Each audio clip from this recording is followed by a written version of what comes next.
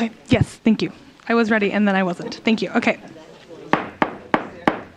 Good evening. I call to order the regular meeting of the Grover Beach City Council, Monday, May 11th, 2026. This meeting may also be viewed on cable channel 20 in Grover Beach and is available on live streaming on www.slow-span.org. Members of the public may provide public comment during the meeting by attending the meeting or calling 805-321-6639. The phone line is open now. Tonight, our flag salute will be presented by Marian Cardenas Fierro. If you want to come up here. Marian is 9 years old and in the 3rd grade at Grover Heights Elementary School. And you can face that way. Marian's favorite subject in school is writing. She is now writing an informational essay about Cody's, which is a cousin of the raccoon family, and she was just telling me about it before the meeting started. She enjoys living on the Central Coast because she likes all the parks. Me too. She really enjoys doing gymnastics on the grass. After high school and college, Marian would like to be a doctor or a surgical nurse. Outside of school, her hobbies include drawing and doing extra math work. Marian is accompanied by Dad, Grandma, and her sister Priscilla. So if you can all join me, please.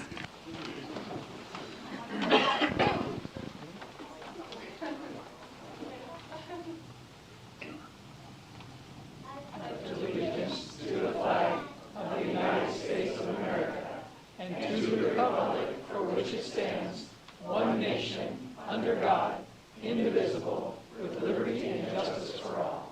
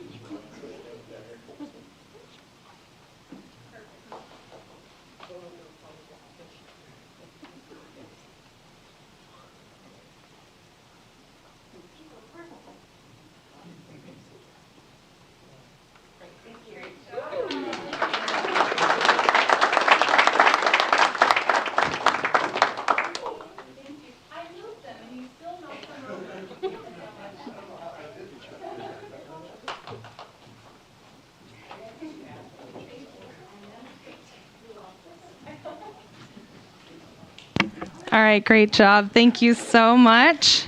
Now on to the roll call. City Clerk Sims. Councilmember McCory Driscoll. Here. Councilmember Tuggle. Here. Councilmember Wyrick. Here. Mayor Pro Tem Robert. Here. Mayor D. Here. On to agenda review. Oh, nope, sorry. Closed session announcements. City Attorney Thompson. There's nothing to report. Thank you. Agenda review. Council members, do any of you have any questions or changes you would like to make? If not, may I have a motion to approve? I move to approve the agenda. I'll second it. We have a motion and a second. All in favor say aye. Aye. Aye. Any opposed? All right, we have consensus. On to the ceremonial calendar.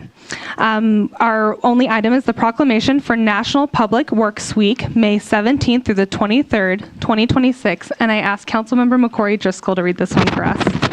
Okay. So whereas public works professionals focus on infrastructure, facilities, and services that are of vital importance to sustainable and resilient communities and to public health, high quality of life, and the well-being of the people of Grover Beach.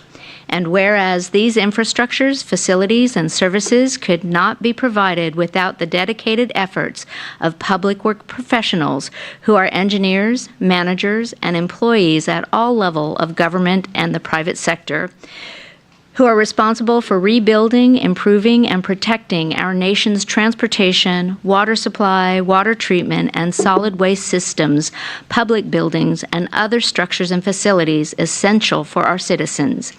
And whereas, if It is in the public interest for the citizens, civic leaders, and children of the city of Grover Beach to gain knowledge of and maintain an ongoing interest and understanding of the importance of public works and of public work programs in their respective communities.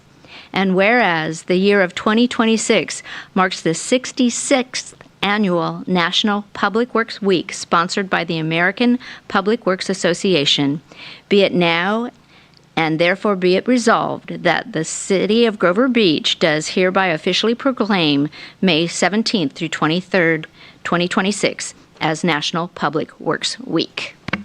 Thank you. And accepting the proclamation will be Assistant City Manager Kristen Erickson, who is also our Acting Public Works Director. Yeah, thank you, Mayor and Council. I'm thrilled to accept this on behalf of our Public Works team. If you who are here can stand for us, please, and be recognized.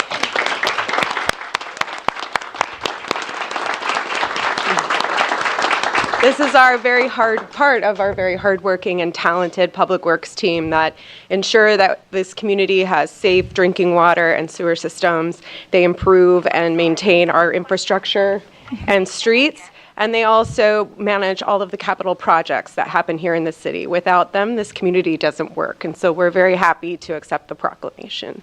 Thank you again. Thank you.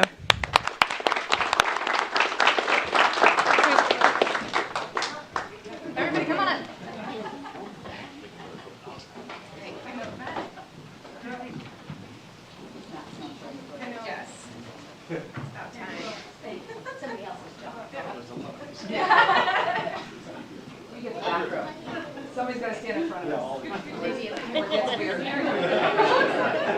Push people around. All right. 1, 2, 3. Thank you.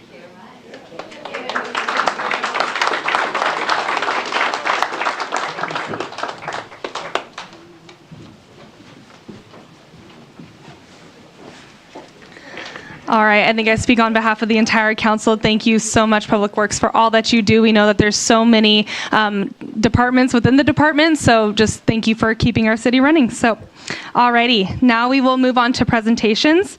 This is the introduction of new employees, and I will call on City Manager Bronson. Thank you and good evening, Mayor and Council members. It's my pleasure to introduce 3 new members of our city team. I always like to introduce new city employees, to introduce them to our council and to the public, to put faces to names and titles and roles that we have in the city. So the first is Senior Engineer Todd Bartolome, who also was just introduced as part of the Public Works team a moment ago. Todd was hired as senior engineer back in February after a long career of managing construction of large transportation projects around the U.S. and overseas. After getting his degree at the University of Nebraska, he joined Bechtel Company, working on an airport in Saudi Arabia, and then to a major bridge and roadway over the Intercoastal Waterway in South Carolina. Todd has lived and worked around the U.S. and world over the course of his 44-year career. So, Todd, welcome.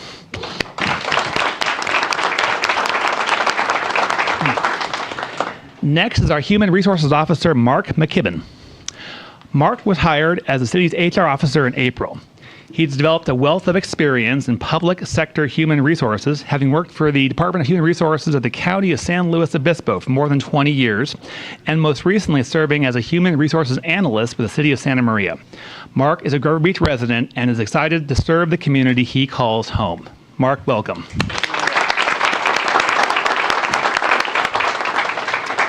And our third employee to recognize is Code Compliance Officer Angela Nesser.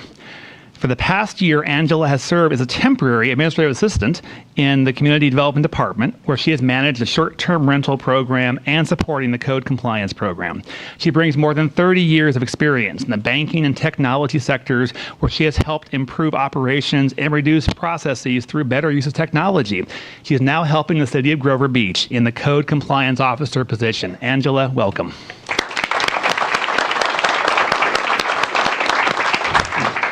Thank you so much for those introductions, and to the 3 of you, welcome to the team. We are so excited to have you, and I know you'll do great, so thank you. All right, Now we will move on to our public communications. Our meetings are designed to proceed in an organized and efficient manner to effectively conduct city business. The council welcomes and values public comments, which can be shared at the designated time from the podium using the microphone. The council requests that all comments be addressed to the council as a whole and that speakers refrain from directing individual comments at staff members. To maintain an orderly process, we kindly ask all attendees to refrain from creating disruptions during the meeting, interrupting speakers who are addressing the council, or impeding the council's ability to conduct business. Should disruptions occur, the council may need to take certain measures such as calling a recess, clearing the chambers, or, in rare circumstances, canceling the meeting. We greatly appreciate your understanding and cooperation in maintaining a productive environment that serves our entire community effectively. During this time, the council will allow public communication.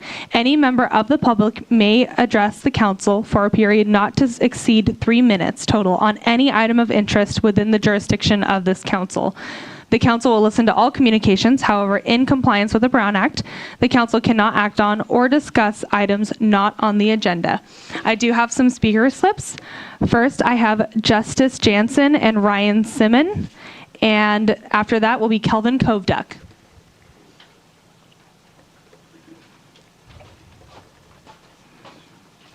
And make sure you put the microphone up to your phone, up to your mouth.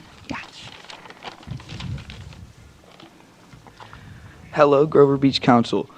My name is Justice Jansen. And my name is Ryan Simon. Today I will be talking about our proposal on behalf of me and my fellow classmates about updating and modernizing the Grover Beach Skate Park. As great and as fun as it is, the park is a little outdated, leading it to be a refuge for bad behavior and people that don't skate, i.e. drug use and drinking. With modern amenities making the park more family-friendly and inviting, it could become a hub for community engagement and a place for youth to interact and have fun while skating. For example, the San Luis Obispo Skate Park is a place for students and kids to get physical activity and feel safe while doing it, causing local community members to leave the town they love and go to another city. We propose that the skate park add a modern and smooth pump track, as well as some more box rails and some tables and benches with shade. This way, parents can watch and take care of their kids, while it also provides a welcoming place for conversations to start and bonds to be made. According to one of my sources by American Enterprise Institute, it states, "These are true communal places where many come together and congregate, skate, and develop relationships over time. This can show us that modernizing a skate park This can show us that modernizing a skate park can make the park and the community around nicer and more welcoming." Furthermore, according to another source, the CKE community, it clearly states, well-built skate parks have proven to be valuable community assets with tremendous benefits. This is yet another reason to update the Grover Beach Skate Park, as we now understand that a nicer, more modern skate park can become a place for skaters to bond and have fun instead of inviting people who don't skate and take up the park, making it look unwelcoming. In conclusion, I want to thank you for taking the time to listen and evaluate this speech. I am so excited to see how our community can benefit from this project. Sincerely, Justice Jansen, Ryan Timothy, and the Paulding Middle School skateboard community. Thank you for listening. Thank you for your comments.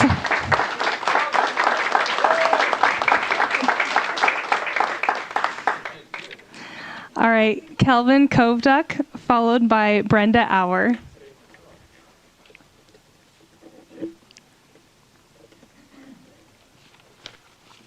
Hi, good evening.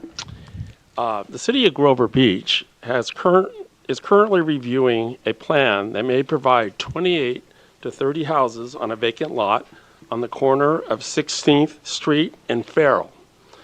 The prospective developer has presented a visual rendering of the project to the City Council.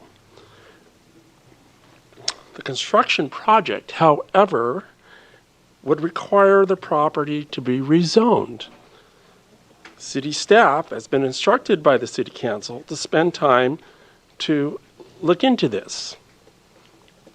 I totally support Mayor D and the City Council on this housing project, as it gives the missing middle, as it's been quoted, the missing middle income homebuyer a chance to purchase a house. So 100% agree with that, and I hope it happens. I really do.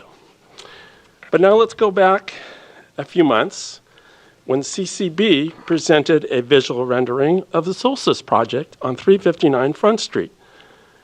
The proposed townhomes sell for $1.4 million, and they reach heights up to 50 feet. And they have no mixed use. The townhomes have no mixed use, so no commercial. However, there are 7 condos, and the mixed use, which is about 4% of the square footage, is in those condos. So they're squeaking in this project under those pretenses.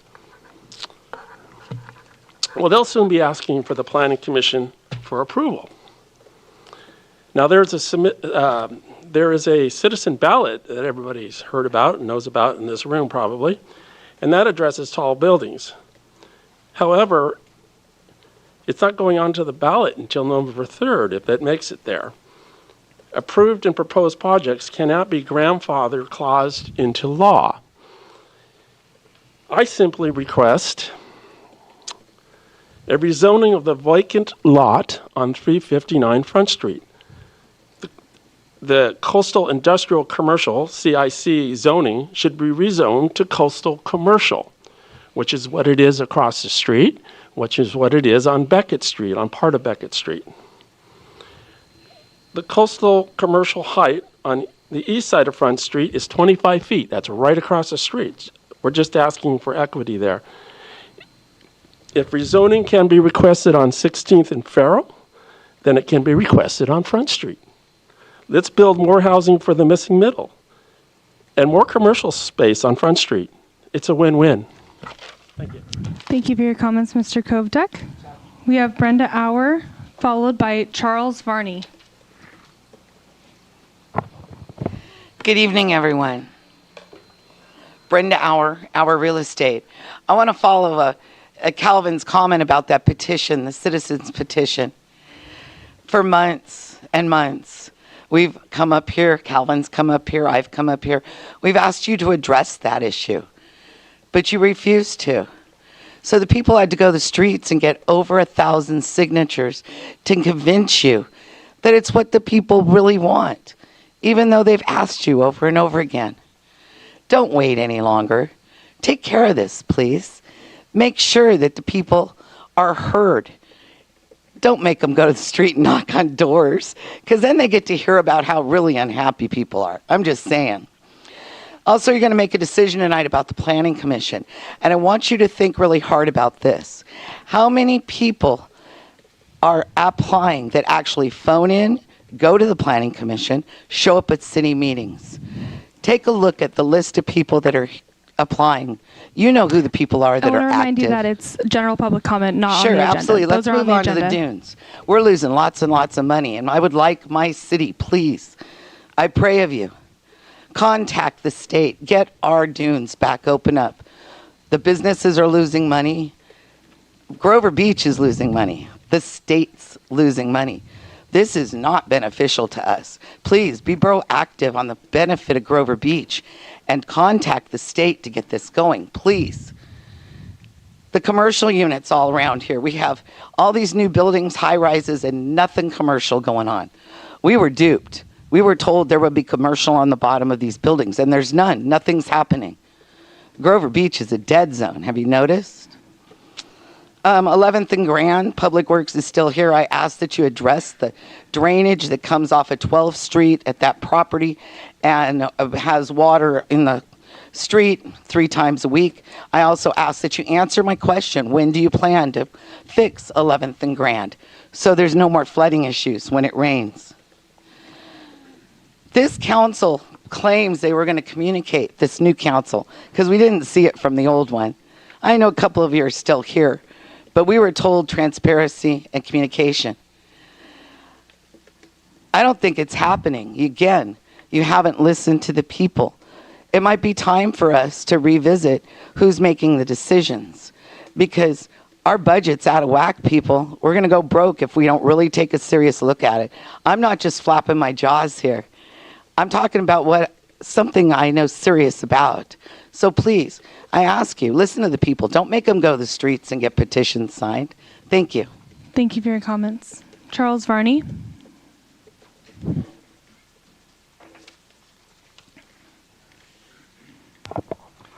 Good evening, Charles Varney from Oceano. In 2017, the Coastal Commission granted the South County Sanitation District a development permit for the redundancy project. They required a number of special conditions focused on planning for potential relocation of the sanitation district to a new operational site, safe from flooding and sea level rise by 2047. The first required 10-year planning progress report by the Sanitation District to the Coastal Commission is due 1 year from today. At last month's Ramona Park presentation by the County Water Agency on future desalination, two important facts were shared. First, state water policy requires that wastewater be recycled before desalination could be approved. Second, county representatives clearly stated that the possible relocation of the sanitation district was the sole responsibility of Arroyo, Grover, and Oceano, the three-member agencies of the sanitation district. We are all ratepayers for the sanitation district one way or another. The relocation of the sanitation district will be the largest public works project in the history of San Luis Obispo County, with an estimated cost of at least $300 million. At current discharge rates of an average 2.9 million gallons a day, full tertiary treatment would provide an approximate annual yield of 2,200 acre-feet of new water for municipal distribution, agricultural use, or recharge to the groundwater basin. I strongly support this project as the right thing at the right time. It will provide cost-effective and sustainable long-term water resiliency for the 5 cities and the groundwater basin. Most citizens of Arroyo, Grover, and Oceano are unaware of this project, and it is imperative that public engagement and education be robust and transparent, especially if our enthusiastic support is valued. The decision to move forward with relocation or not is time sensitive. A project of this magnitude and complexity would take at best 15 years from start to finish. Very important, the state currently has billions of unallocated grant dollars for coastal resiliency projects. We should be first in line for that funding. We need the Coastal Commission to make its decision in a timely manner so that the issue of future water availability, sustainability, and wastewater recycling can be addressed and solved. I think the operative word here is let's be proactive. Thank you. Thank you for your comments, Mr. Varney. I do not have any other speaker slips. Does anybody else wish to come up and speak on items not on the agenda?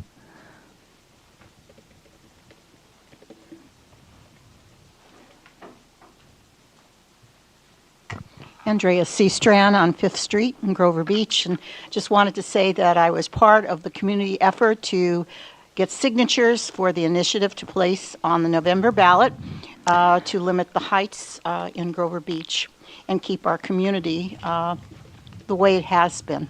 Not to say we don't want new buildings and new people coming in and affordable homes.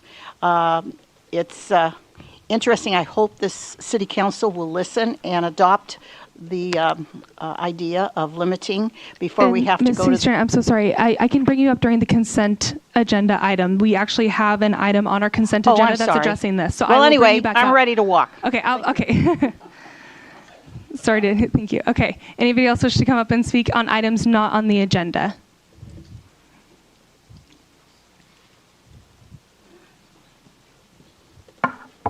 How you doing?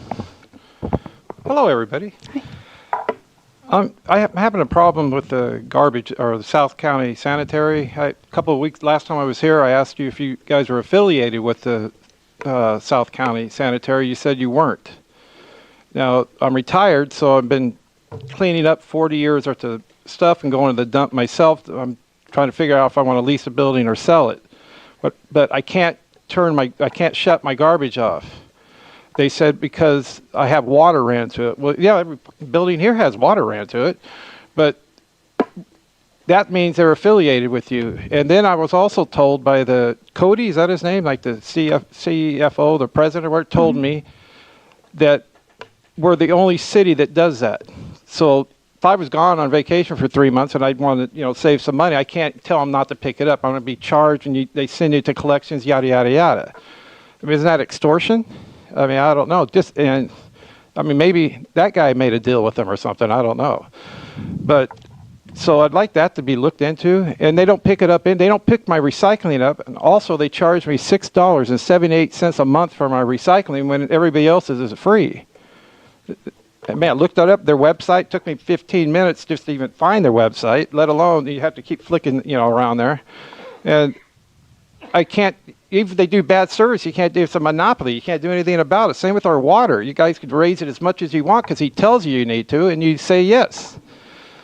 Maybe you get rid of this city manager one day, and we'll see the place do a lot better. Also, I'm driving up in the streets. I'm looking at the piping that's going in here. Now, shouldn't they be enlarging it if they're tearing it up? I've helped my uncle put laterals in 1976. There was nothing wrong with the pipe I saw coming out of the ground. Now, I don't know what's going on here or who's getting buffaloed, but something's going on here. And that building I told you is leaning. It is leaning. It's leaning more now than it was the first time I seen it leaning. Plaster's cracking off it. It's rusting already. I know it's not your fault, but I don't know who's the building inspector, or I was told that you guys hire an outside contractor. I mean, who does that? When I had blueprints, when I was building, they'd be in plan check for 2 months with corrections. I'd fix them, I'd take it back to plan check, then they stamp it approved. That's what you do on this stuff. The one across the street from 7-Eleven has caulking around every one of the kitchen vents. The only reason you'd see caulking is because they forgot to put them on when it was framed, before it was labbed. That's the only reason you see that, because they're leaking all over the place. That's not your fault either, but whoever's inspecting them, maybe you got to find somebody who has some experience. I mean, that wouldn't be tolerated, this kind of craftsmanship. They have, it's bad. It's bad. Thank you for your comments. Does that mean I got to split? That is, yes. All right, well, that does mean it. I was yes. on a roll, man. That was. Thank you, Mr. Myrick. Anybody else wish to come up and speak on items not on the agenda? Seeing nobody come forward, is there anybody on the line? Okay, I will now close general public comment, and we will move on to the consent agenda. The following routine items listed on the consent portion of the agenda are scheduled for consideration as a group. This is the minutes of the City Council meeting on Monday, April 27th, 2026. The certification of signatures for the Citizens Initiative to limit certain building heights and establish a minimum commercial component in mixed-use development, and the award of construction contract for Measure K14 street improvements for CIP 2295-17. I will now open for public comment on the consent agenda, and I do have some speaker slips. We have Kelvin Koveduck, followed by Debbie Peterson.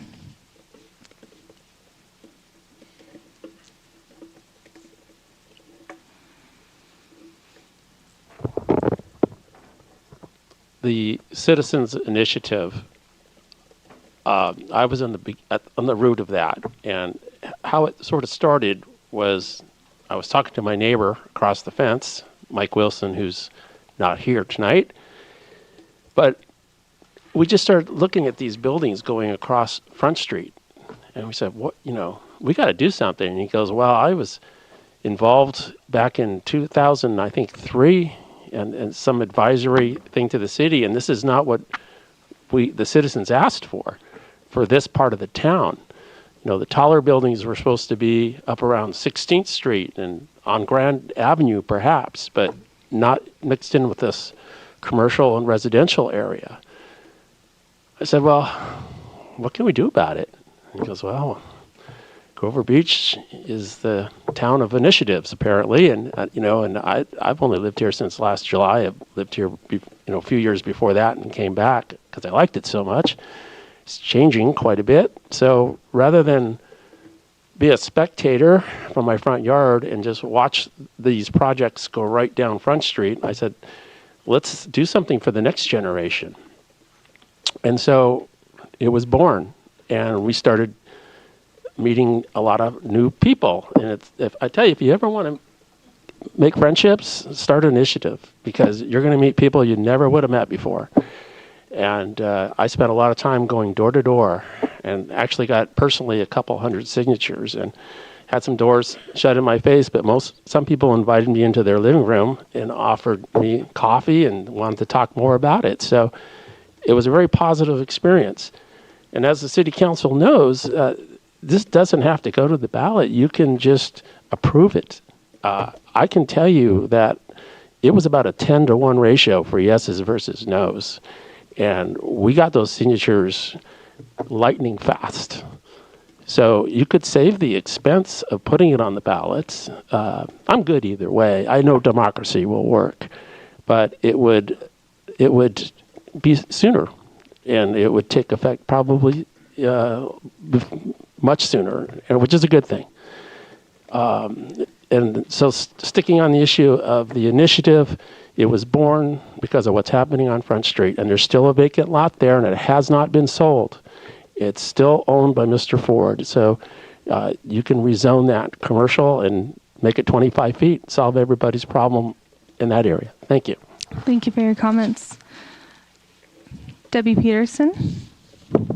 Hello, Honorable Mayor and council members.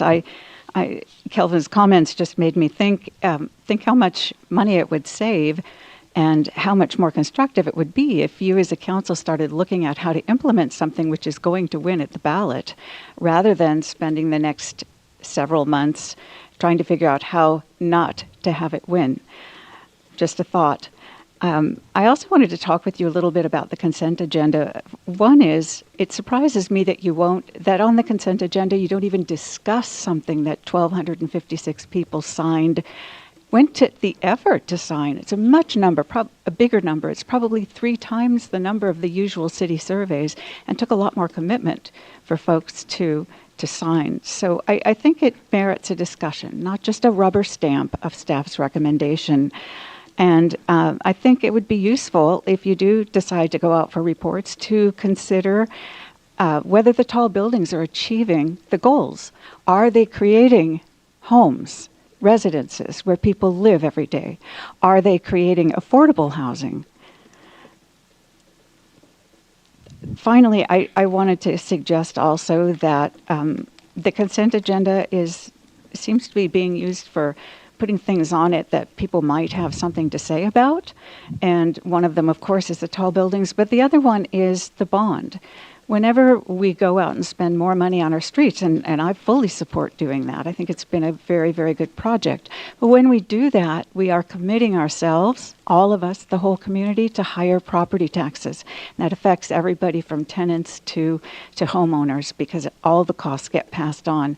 So when you're talking about increasing people's property taxes at a time when money is really tight for most people, I think it is worthy of respect and should be on the actual agenda, not the rubber stamp agenda. Thank you for your comments. I do not have any other speaker slips. Does anybody else wish to come up and speak? Brenda Auer, I never seem to have enough time. I have so much to say. On this people's agenda, June 8th is too long to wait. We should be talking about it tonight. We should actually rubber stamp it, yes, for the people, because that's what the people asked for. Don't send us to the streets to get signatures. Don't send us to vote. It's costly. Listen to the people and say, you know what? You did a good job getting your voice heard, and we're going to listen. Let's stop the lawsuits, because that's where it'll lead to. And we spend so much money on attorneys. Think about it. If you just do the numbers for the last year, how many lawsuits we probably could have worked with the people instead of letting the attorneys make money. The one main thing I want to say is that listen to the people, please, because there was an initiative, a recall last year, and a repeal, and we stopped Central Coast Blue after $3 million was wasted on it. Listen to the people. We're asking you now to protect us from Central Coast Blue coming in our town. Please listen. Again, we don't need any more lawsuits or petitions. Please listen to our desires. Thank you. Thank you for your comments. Guess I should have took my glasses off so soon. Good evening, Madam Mayor and council members.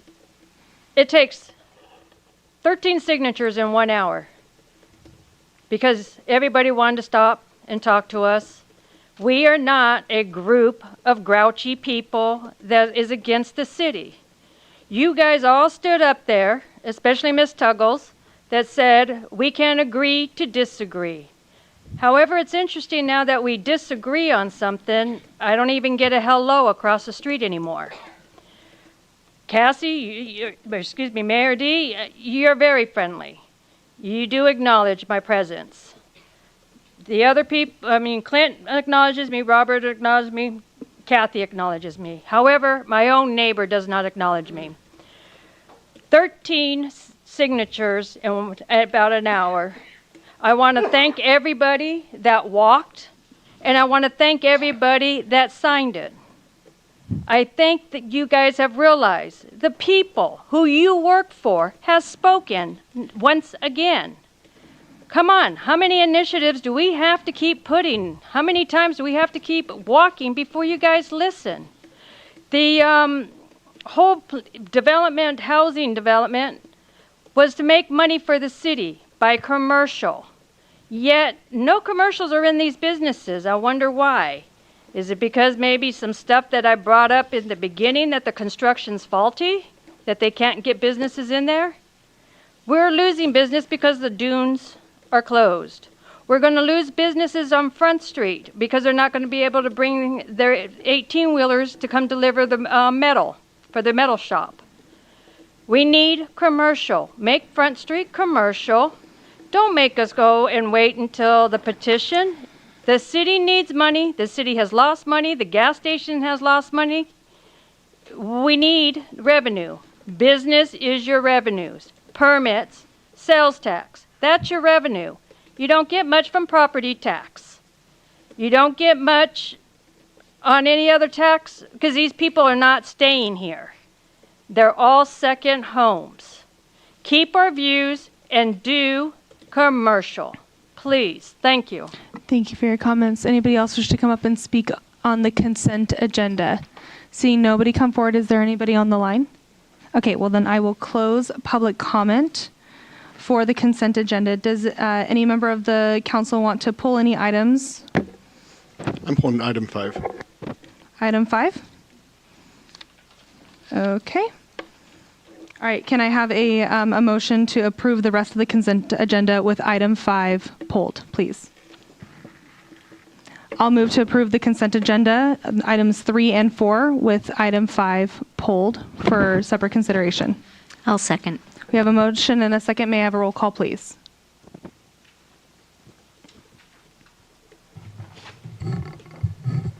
Mayor D? Yes. Councilmember McCory Driscoll? Yes. Councilmember Tuggle? Yes. Councilmember Wyrick? Yes. Mayor Pro Tem Robert? Yes. Okay. Thank you very much. So with the consent agenda, we will now go on to item 5, the award of construction contract for Measure K14 street improvements for CIP 2295-17.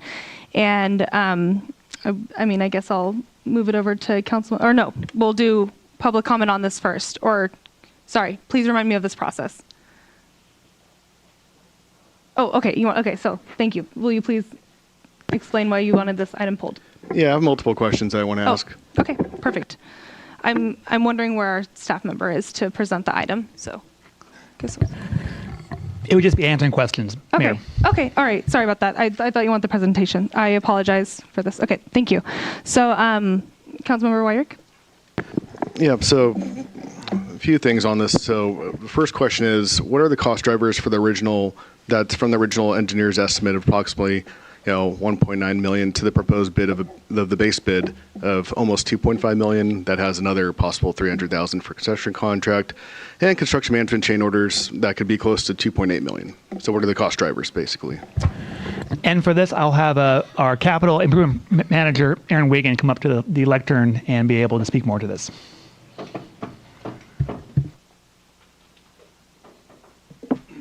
Hi, good evening. So for that specific question, well, CIP Manager Aaron Wiggin. Thank you. Good question. So for that question, our estimates are prepared about a month or a month and a half before we actually put a project out to bid. So really the cost drivers are just the increase in costs that we've seen tariff related from Q4 from last year. And then certainly conflicts that we've seen politically have really costs have skyrocketed since then. So in those last 2 months, construction costs have just increased from 6 to 8% month over month since January, February, March, and April. And with that, could if the project was delayed, which residents don't like, but we're talking about costs. If the project was delayed, do any of those, could they possibly be alleviated, go lower? What are you seeing out in the market right now? Sure. So I will stress I am not an economist, but I don't foresee costs getting lower.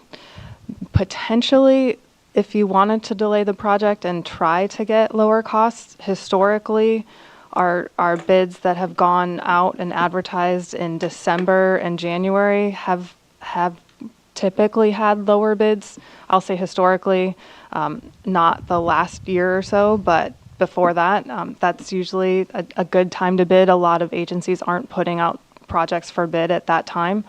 But other than that, I don't foresee costs going down.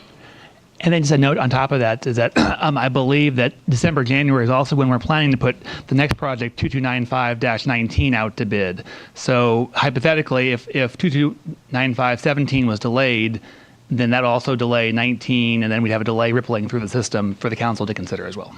Thank you, City Manager. My other part of that plan was to get, your direction was to design and get bid documents ready for the next Measure K project right after 17, the one that's been delayed for a couple of years now. So the intent was to put this one out at that time. Thank you. And so my question now, as far as to actually that point on the next project, since we have a few before we theoretically have completed the K-14 promise. So how will the impact of this base bid being, basically, with, basically being over 600,000 from the original estimate, impact the funding sources that are succeeding the next couple projects, in particular for Measure K-14, since our capital improvement projects, or CIP, had estimates in those based off of what was left of K-14, the bond money, and then we have obviously other sources too. So what's the financial ripple that's going to happen since, I was, where I'm at on that. Sure. So I've looked at this for the next project that we'll be putting out to bid for 2295-19. I don't have all of the information to forecast out the rest of the Measure K projects, meaning projects 20, 21, and 22.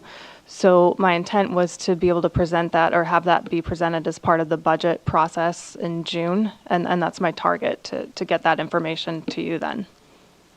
Okay. And so right now I'm hearing that since when we were talking about the CIP the other month, that that basically in stuff, this project, the next project, K-14 was covering, then the project after that was non-K-14 money, since the K-14 bond money that the voters approved is basically going to run out by then. So and then the fourth project, I know staff's going to come later this year too to talk about how to fund it, but with the non-K-14 funding, since those are more limited, I assume that part of it probably is going to move from the third project to the second project. Would that be a safe assumption at this point? We'd have to come back to you, Councilmember, on that. I don't think we have an answer at this moment on that, but I think what we could do, as Ms. Wiggin mentioned, is speak to this more during the CIP discussion coming up during the budget hearing on June 8th, and then ultimately this would be a significant component of the plan that your council asked us to return to you early next year about the end game of the K-14 projects. These are cautionary notes. These financial impacts that we're seeing in construction costs are real, and they are going to affect what that plan looks like and the different funding sources that are available to fully carry out the K-14 program. So we'll do our best over the next few weeks in estimating what the next couple of projects look like, but the rest of the plan will have to come back to you early next year as we map out the next several projects from there. These are extraordinarily volatile times we're in right now, and we're seeing that ripple effect on a variety of different levels across our budget. Okay, and just for clarification, that the fourth project, even though the full funding plan is coming early next year too, when we talked about our CIP, it's supposed to come, I think it was 6 months we agreed to for a preliminary draft too. So that is correct. That project is fully funded with what we brought to you back in March, with about 2/3 K-14 funds, 1/3 local transportation gas tax funds. That's still our plan. We're also just juggling now some additional cost factors that we didn't have before us a few months ago, given world events and different cost considerations that we're seeing as well. So we're juggling a lot of things right now, like other agencies. I appreciate the questions and the concern. We have those concerns as well as we look at trying to bring these projects across the finish line in a way that is cost effective. Okay, well, I mean, that would be helpful in the future when it comes to all this in totality, since obviously it's been our number one issue for most of my life, and to see it's fulfilled, even though and I'm used to things going up at this point. Been on the council and things are always going up, but as far as making sure that we fulfill this promise, I know is super important. So those are the questions I had too. It sounds like basically that, yeah, if we delayed it, wouldn't make it any better other than delaying the project, which the residents want to have done. So I'm fine with moving forward on it too, as long as we're cognizant too of the impacts that the increase has down the stream. Any questions from the rest of the council? No? Okay, well then I will open public comment on this item. I don't have any speakers, so if anybody wishes to come up and speak on this item, you may come forward. Seeing nobody come forward, is there anybody on the line? Okay, then I will close public comment for this item. And Mayor, one point I wanted to clarify that was brought up earlier was this is not regarding the Measure K-14 bond. This is an award of construction contract with funds that are available right now.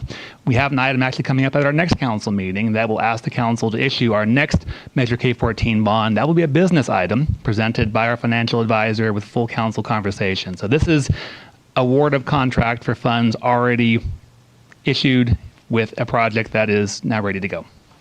Okay, thank you. Any further discussion from the council or comments? Nope. Well, then I will move to approve item 5 from the consent agenda as it was pulled. May I have a second? I'll second. We have a motion and a second. May I have a roll call, please?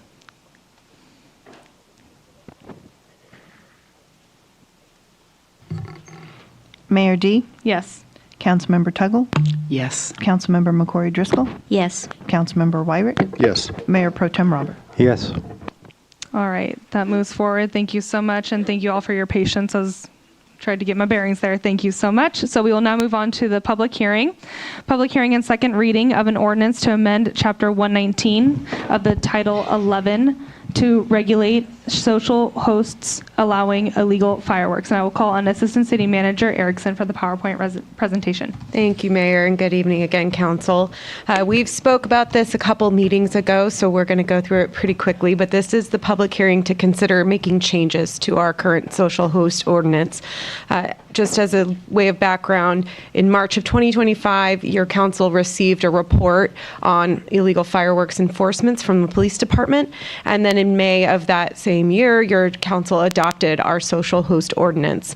That ordinance made each violation of possession, sale, or discharge of an illegal firework $1,000 per violation, and it also referenced our code section that handles code enforcement, payment and enforcement as the payment enforcement for this social host ordinance. And that meant that each and every day a violation exists incurred additional fine, including non-payment of the citation.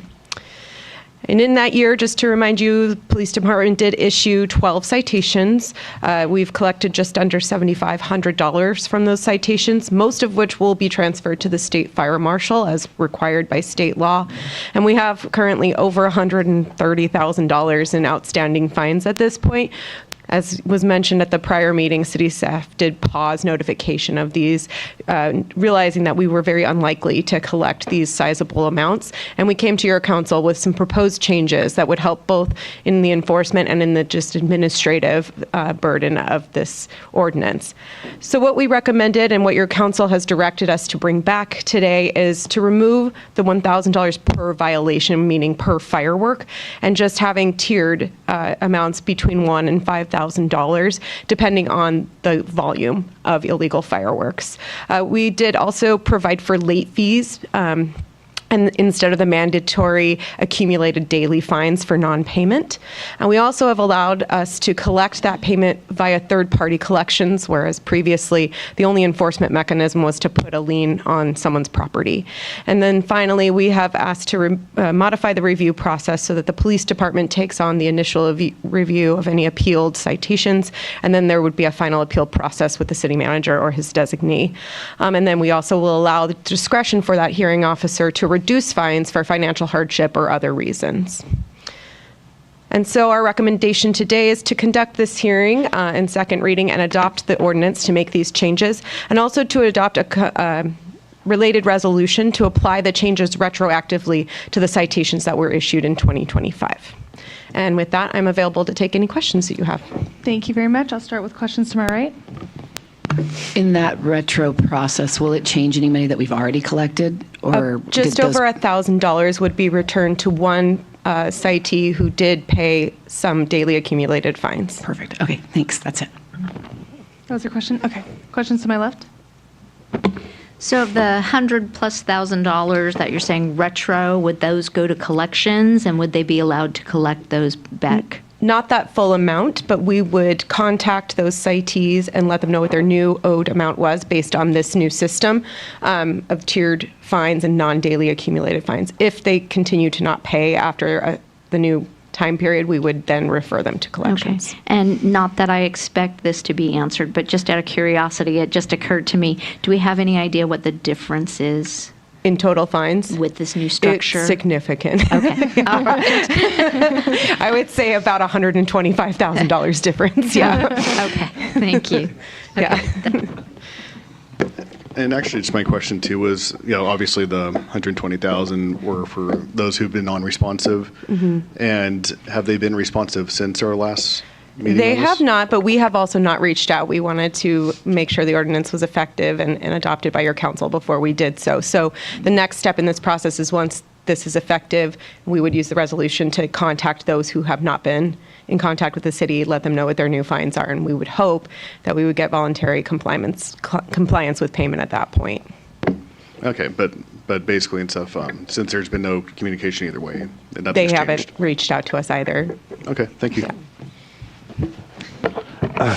What kind of public education will we have for the residents so they're aware of the new ordinance? Yeah, we plan to do some social media posts, and we can put some information on our website as well ahead of fireworks season, just to remind people that it remains illegal to have illegal fireworks. We only allow safe and sane within the city, and we will put up the new requirements and fines.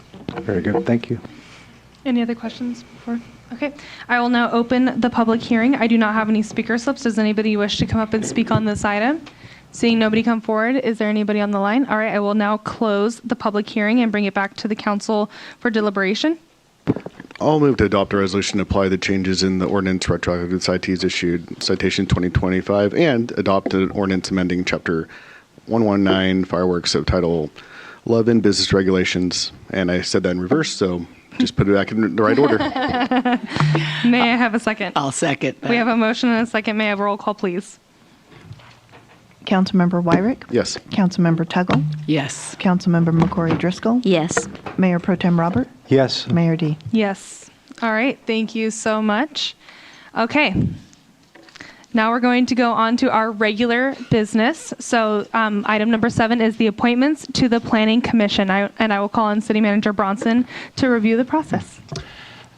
Thank you again, Mayor and council members. This is the appointment of planning commissioners for your council to consider.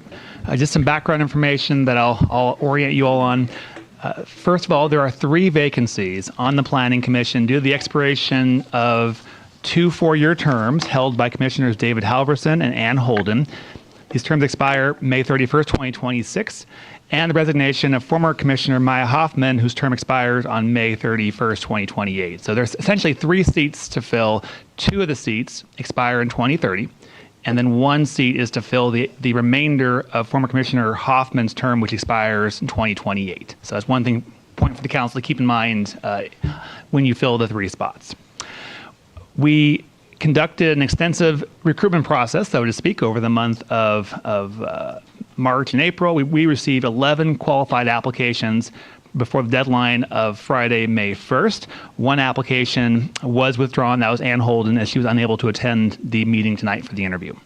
So there are 10 applications that went forward. 1 other individual has withdrawn today. That's Brittany Hardesty. So there are 9 applications, 9 individuals still for your council to interview. So the process that's proposed is similar to what you've done for other appointed interview spots, as well as for filling council vacancies in past years. We would have all the applicants go to the conference room to start with, and then bring them out one by one in random order that has already been selected by the city clerk. And then once the interview is completed, the applicant is invited to remain in the room, and we'll bring in the next individual. The questions are all the same for all 5 candidates. There are 5 questions that your council members will ask. The first one is a 2-minute overview about themselves and why they are interested in serving on the Planning Commission, followed by additional questions asked by your council. Following the interviews, there's an opportunity for public comment consistent with other agenda items on this item. And then once the council hears the interviews, your council has flexibility in the process that you use. Ultimately, the end outcome is a motion that's seconded and voted on by at least a majority of the council. That's the end outcome. How you get there is up to your council. A process that's been used in previous processes is for individuals on the council to identify your top finalists, perhaps top 3 in this case, since there are 3 spots, and to see where there are commonalities amongst the council members. We'll have a chart on screen that will show you visually where the different applicants fare. And then your council may choose to do a final round if you wish, and ask another final question of perhaps a second round of finalists. And again, the end outcome is a motion that's seconded and voted on. That is what your council will be asked to do at the end. Following that, the oath of office will be administered to the appointees at the next Planning Commission meeting on June 2nd. So that's coming up here quickly. Our Community Development Director, Megan Martin, will work with the new commissioners for onboarding over the next few weeks in preparation for the June 2nd meeting, which will be a full meeting.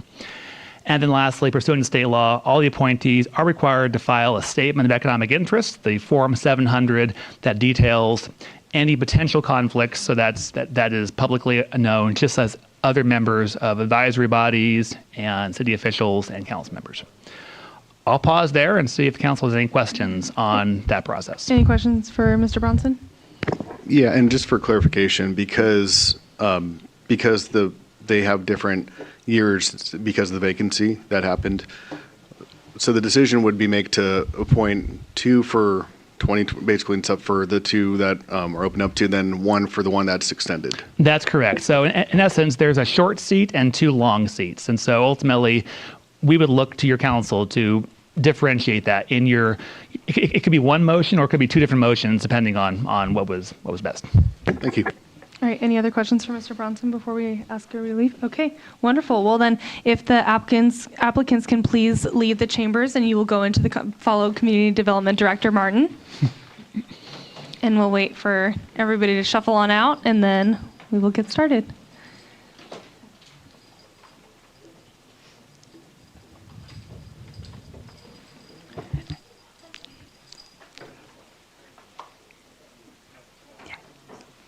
Great job, everybody.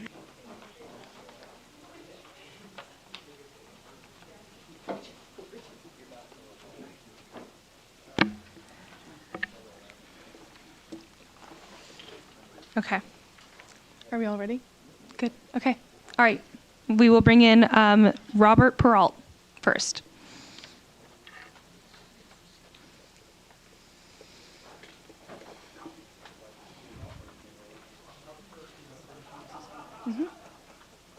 She's going to have it on the board.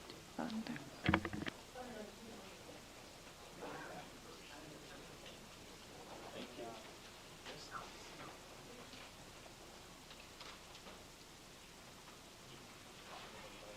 Good evening. Hello, Mr. Peralt. How are you folks? We're good. How are you? Oh, great, thanks. Good. Alrighty. So, like Mr. Bronson said, we're going to ask you a variety of questions. This first question will have a time limit on it, but the other questions, please feel free to take your time, but just be mindful of time as well. So the first question, in 2 minutes or less, please tell us about yourself and why you want to serve on the Planning Commission. Sure. First of all, I was not born, but raised in Ventura County, which isn't too very far away. It was there that I met my wife of 54 years. And I actually began my municipal career. I've worked, as many of you know, in municipalities for 30 plus years. My first assignment was as the administrative assistant in a planning department, believe it or not, for the city of Simi Valley. I was then moved along to the city manager's office, and for the final 2-3 years I was there, I had oversight for both planning, community development department, and public works. In 1987, I decided to change my focus and work for smaller cities, and that was a good decision for me. I moved on and to Sonoma County. I was the assistant city manager in the city of Healdsburg, city manager for the city of Cloverdale. All total, I spent 14 years there. Another 6 years in the Sierra Foothills before coming to Grover Beach in 2006. As many of you know, I was the city manager here for 10 years. And during that time was obviously involved with a lot of planning documents. I've gone on and served a number of cities across the state. Two things I would like to just indicate. I worked as the community development director for the city of Greenfield on an interim basis. And I've had plenty of experience working for the Coastal Commission. Quickly, why do I want to do it? Because I believe in a good, sound planning process is important for a vibrant and changing community. Thank you. Thank you. Mayor Pro Tem has the next question. Thank you for going through this process, Bob. We appreciate you, and I'm not sure that this question, I think you already answered it. And please describe your community involvement with Grover Beach or elsewhere, as well as your skills, qualities, and experience to help succeed as a planning commissioner. Well, first of all, and I'll take a little bit more time with answering this question at least. In terms of my experience, I think I've outlined that to quite a degree. As I've said, I was the community development director for the city of Greenfield on an interim basis.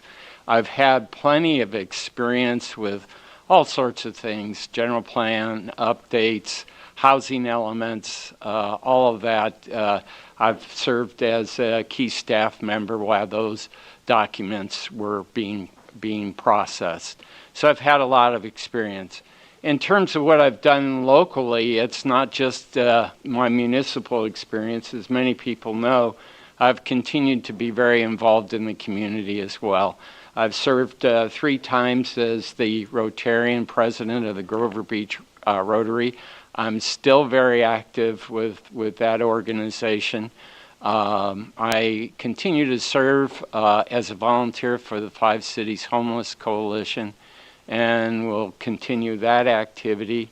I'm a member of St. Paul's Church, have been for the last 20 years, and have been very active with all sorts of things there.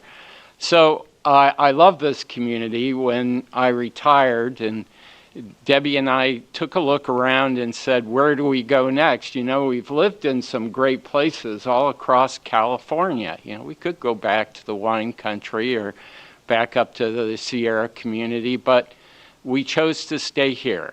And this is going to be our forever home, has been since retiring, and will be here as long as we continue to exist and love it. We love everything about it. We love the way the community has changed and look forward, both of us, in being a part of the city's future. Thank you. Thank you very much. We have Councilmember Wyrick with the next question. Good evening, Bob. So the question number 3 is, what do you see as the role of the Planning Commission with regard to land use and development within the city? Well, there are really 2 major areas of responsibility, and then there's some subparts. But the first, and maybe to me the most important, is to serve as a recommending body to weigh in on most of the policy decisions that the council ultimately makes. These are your major planning documents, obviously the general plan, and your housing element, the future documents that you're going to be basing the future development on. As a planning commissioner, your primary responsibility there is to review and recommend to the council. The other most important part is obviously some land use permitting process. And that land use permitting process is outlined both in the municipal code and state law. There are certain areas where the Planning Commission actually has permitting authority subject to obviously ultimate appeal to the city council. So those are primarily the chief functions of the Planning Commission. 2 other things that I would mention, I've always enjoyed advanced planning. And advanced planning is looking more into the future, because I think every city needs to look forward and set its vision and be able to make progress towards that vision. Occasionally, as I've mentioned to the council before, I do believe that those plans need to be frequently involved, and I'd certainly reviewed, and I'd certainly be glad to be involved in assisting to conduct that review. The other is obviously current planning. Current planning is applying the general plan and zoning requirements, development requirements to buildings as they come in, or projects as they come in. And the Planning Commission has a great deal of authority in that regard, and it is a significant responsibility to carry out. And I can tell you, as someone that has dealt with city requirements and regulations, I certainly believe in making sure that where you have discretion, you use it, but you follow the codes that are on the books. Thank you. Thank you. Thank you. Councilmember McCrory Driscoll. Okay, Mr. Peralt, you set up my question beautifully. What do you see as important planning issues that could be addressed by the city in the future? Well, there's lots. Just to name a few, obviously, having been here in 2006, 2008, I was very much involved with the first economic development strategy, as well as perhaps the first update.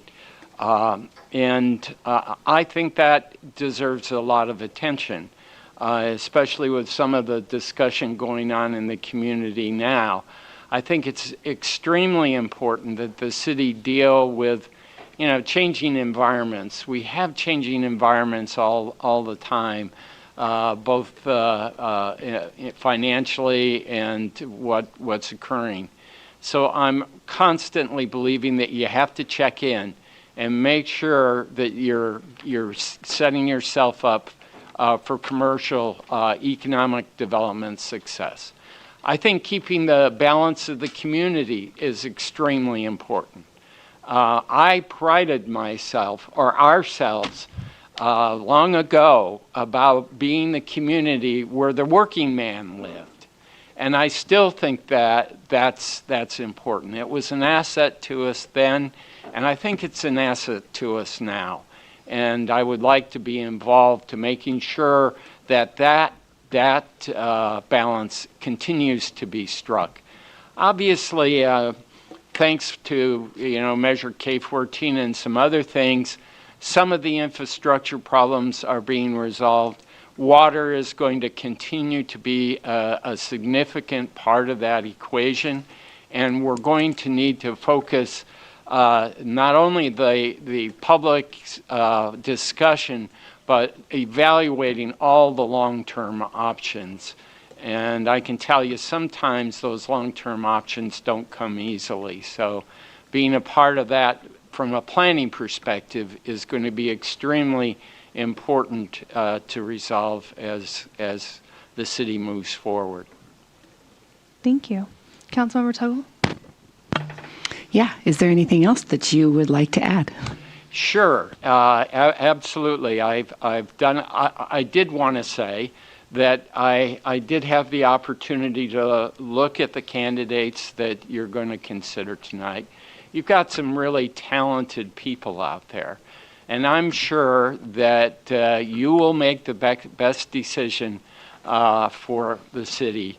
Of course, jealously, I hope to be a part of that process, but whatever happens, I think you'll have a good team. Thank you. Thank you very much. And I guess I can stay in the room Yes, you may now. stay here. Yes, absolutely. Thank you so much. Okay, next we're going to call in David Halverson.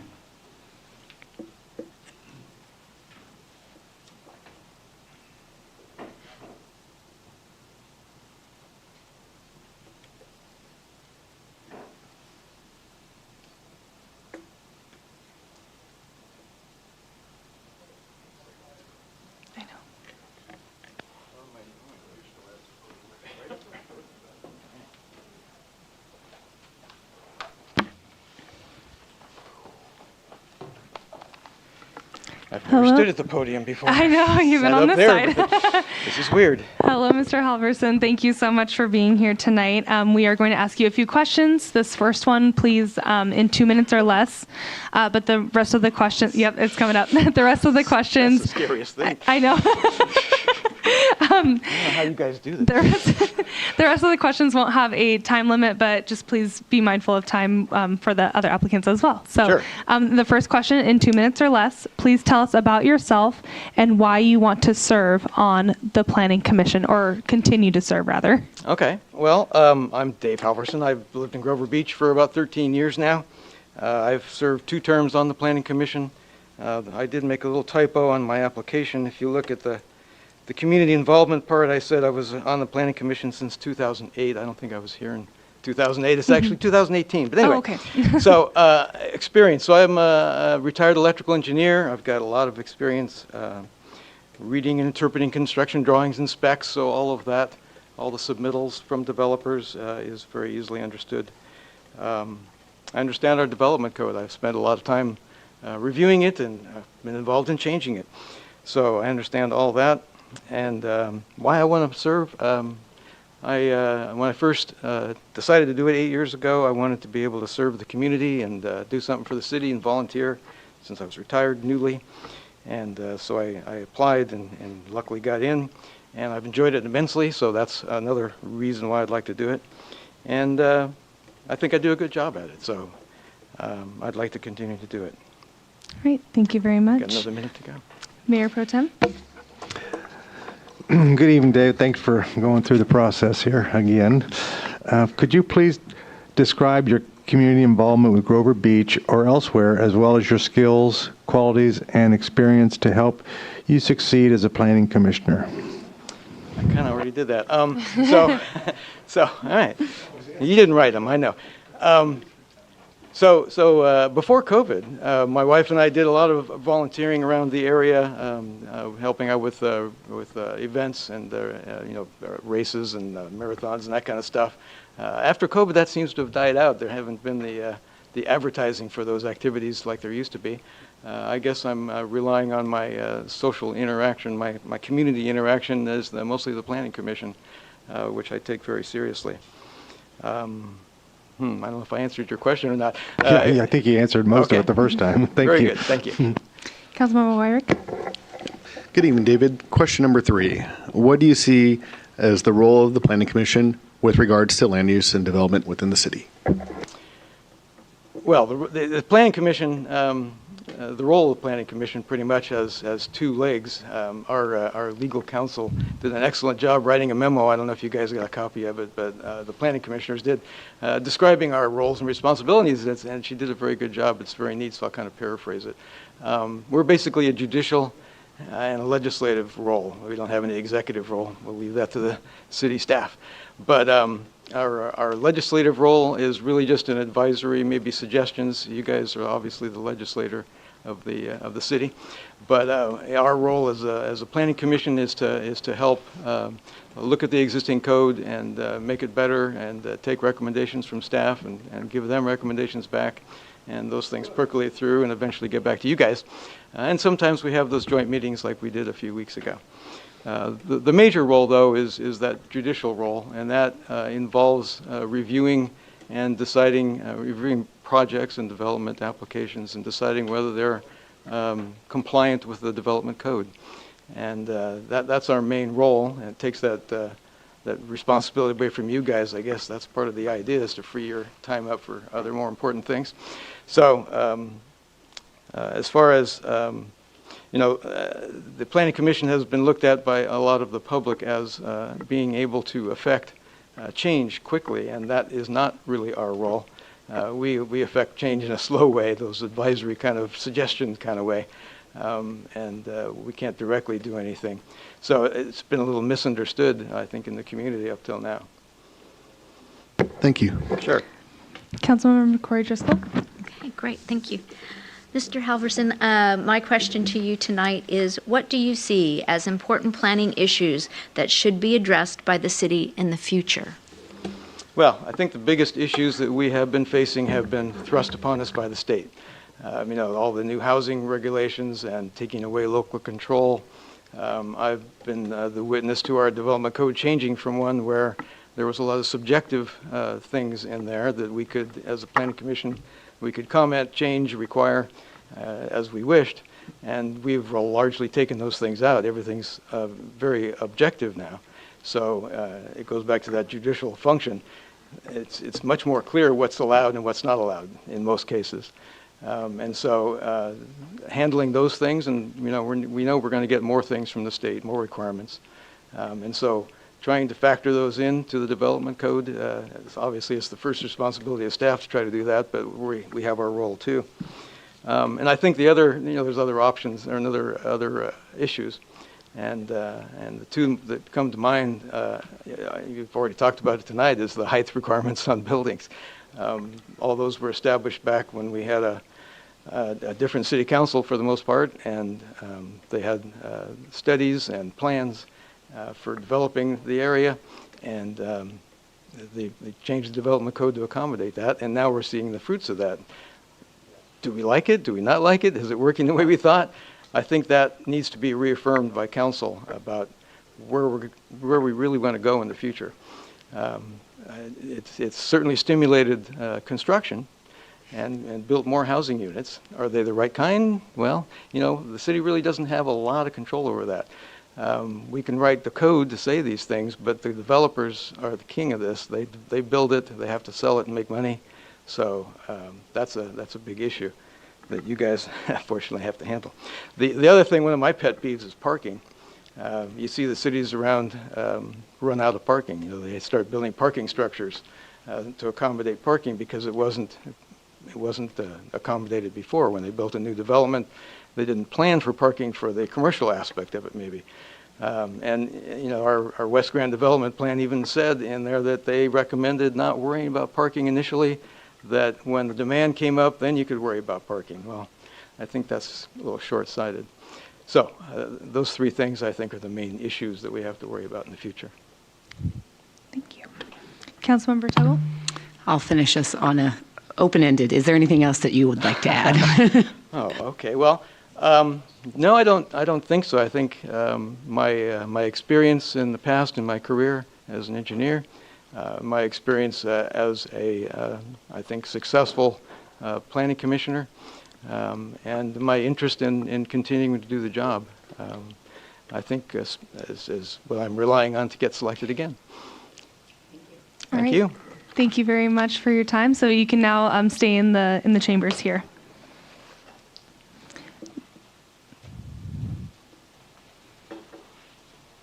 Next is Dominic Del Porto.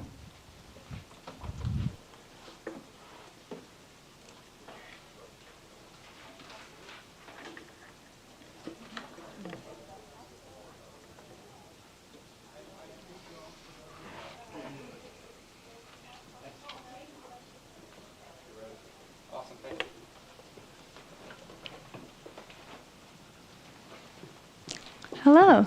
Hello. Thank Hello, you, everyone. Thank you for being here. All right, so we're going to ask you some questions. The first one, there is a 2-minute time limit on it, but the rest of the questions, feel free to take your time, but just be mindful of the time that you're taking. So in 2 minutes or less, please tell us about yourself and why you want to serve on the Planning Commission. Absolutely. Thank you, Mayor D. And hello, council members. My name is Dominic Del Porto. I live in District 2 up on North 12th Street.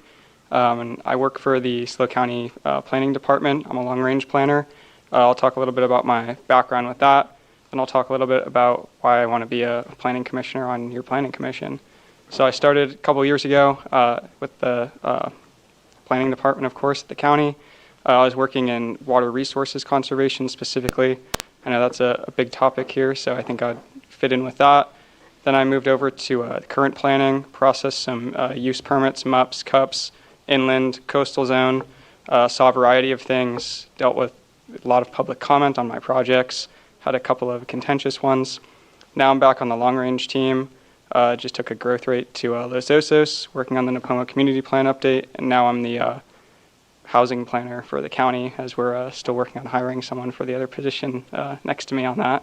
So working a lot with our housing element, working on state law as it relates to housing, looking at housing as it relates to economic development, and kind of just enjoying that for the moment. In terms of why I want to be on your planning commission, first of all, I think I'd be a good fit with my experience. I think I bring, kind of a interesting view, being, kind of in the middle of this housing crux that's such a large issue with obviously the city, the county, our entire region, and then also the state not going away anytime soon. I really enjoy, interacting with the public. I was on a committee with the county and got to sit up on the dais. Really enjoyed, being a decision maker, making recommendations to the Board of Supervisors, and would like to do the same for your city council. Thank you. Thank you. Mayor Pro Tem.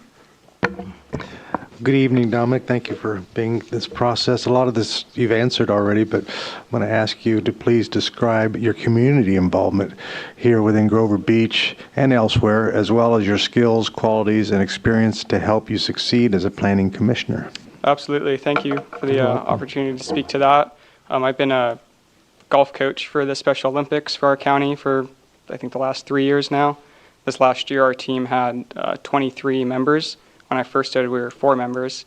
So we've had some really good success and growth with that and being involved with all the special needs members of our community. I am fairly new to Grover Beach. I haven't had the opportunity to get super involved yet. This is one of the ways that I would like to be involved so that I can share what's in my mind with the rest of the community. I have been starting to get active with my homeowners association as well that I live in now. My wife and I recently purchased a condo in the area, so working on that. Any other questions with that? Thank you. Thank you. Councilmember Wyrick. Good evening, Dominic. Question number 3. What do you see as the role of the Planning Commission with regards to land use and development within the city? Thank you. There's a couple of things I want to say on that. I think the first one is going to be obviously you're, making land use decisions as it relates to use permits, making recommendations as it relates to any amendments to the general plan. And you're kind of the intermediary for the community and these land use decisions, and of course for your city council. So you want to make sure, I'm trying to think of the right word to say here. that you're, hearing the community, hearing the council's needs, hearing the needs of the city as a whole, and, bringing that all together to make the most sensible decision based on the, ordinances, state laws, California Environmental Quality Act, et cetera. Thank you. Councilmember McCrory Driscoll. Great. Mr. Del Porto, my question to you this evening is, what do you see as important planning issues that should be addressed in the city in the future? Thank you for the opportunity to speak on that. I think number one is probably housing as it relates to affordability. As I said before, the housing affordability crisis extends, throughout our region, throughout the state, and into the city of Grover Beach. There are RENA numbers that we're supposed to be hitting. There's a lot of, work that has to get taken to achieve those and get, as close to them as possible. I know that the State Housing and Community Development is, looking towards, how different agencies throughout the state are doing on achieving their goals within the housing element. So there's that. There's water conservation, of course. I know that the water is a very hot topic also throughout the whole state and the community of Grover Beach. I gave you a little bit of an example of running the water programs at the county as it relates to water conservation, so I have a pretty deep background in that. And then, economics as a whole, the, city needs more tax dollars to support, all the great initiatives that your council has taken. And part of the way to get that is through, some development has to occur so that you have some, larger tax base. If you have some amount of commercial, that gives some sales tax as well. Thank you. Thank you. Councilmember Tuggle. And I'll be nice and easy. Is there anything else you'd like to add? I'd just like to thank the opportunity to speak here. Mayor D, it was great to meet you the other day. Thank you. Thank you all for considering me. And if you have any other questions, please let me know. I'll be here. Thank you very much for your time, and feel Thank free you. to stay in the chambers. Thank you. Okay, thank you. Next is Lauren Westfall.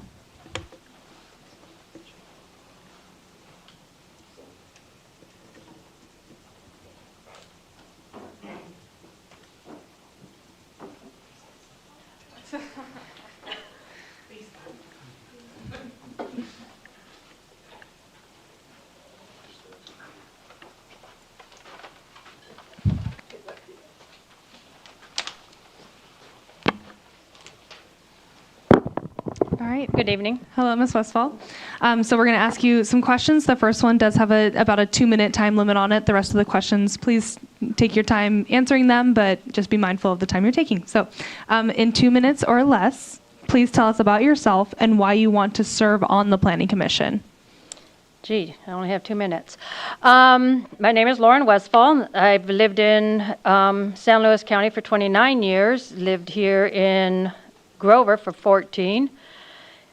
Been involved in city council since, 2023, and then started following the Planning Commission's vision as soon as basically 402 Grand Avenue popped ground. And since then, I've been kind of pretty researching on all the 13 different housing codes and realizing all the loopholes, and then studying a bunch of different things and trying to figure out how to improve Grover. So that's about the sum of it. Good. Great job. Mayor Pro Tem. Good evening, Lauren. Good evening. Thank you for going through the process. Please describe your community involvement with Grover Beach or elsewhere, as well as your skills, qualities, and experience to help succeed as a planning commissioner. Oh my God, that was a long one.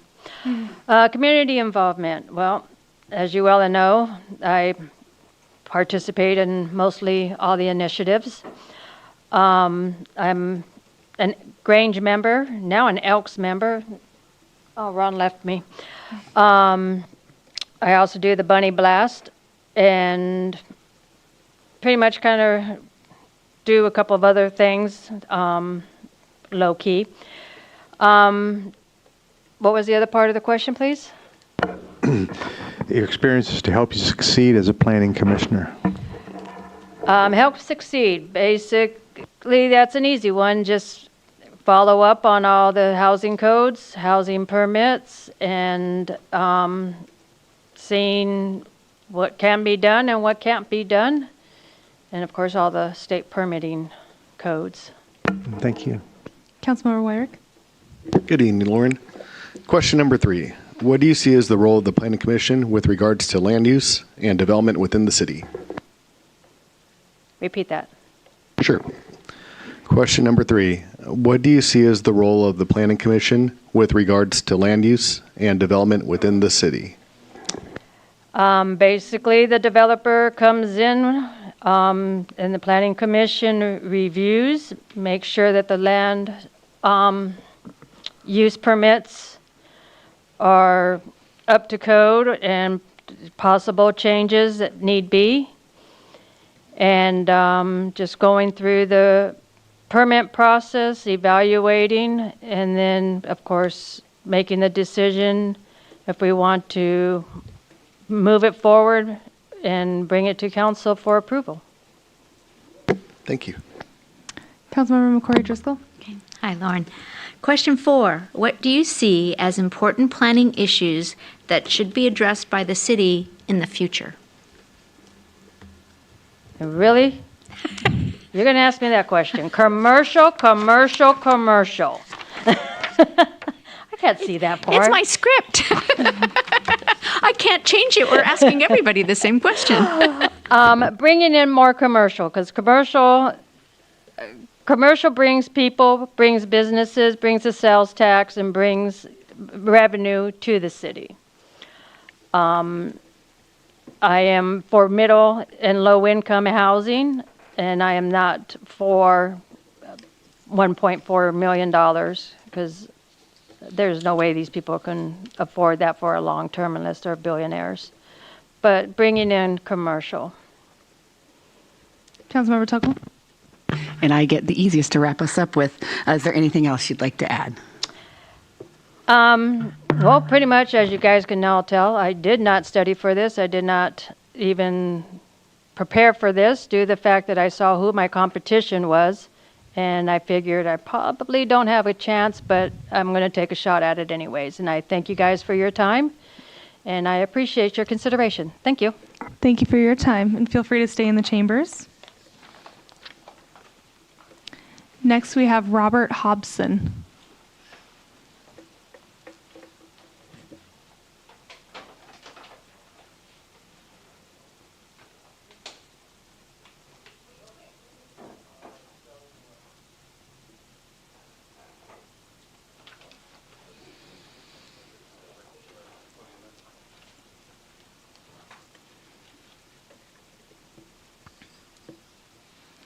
Hello, Mr. Hobson. Hello, how are you? Doing well. How are you? Good, good. We're good up here.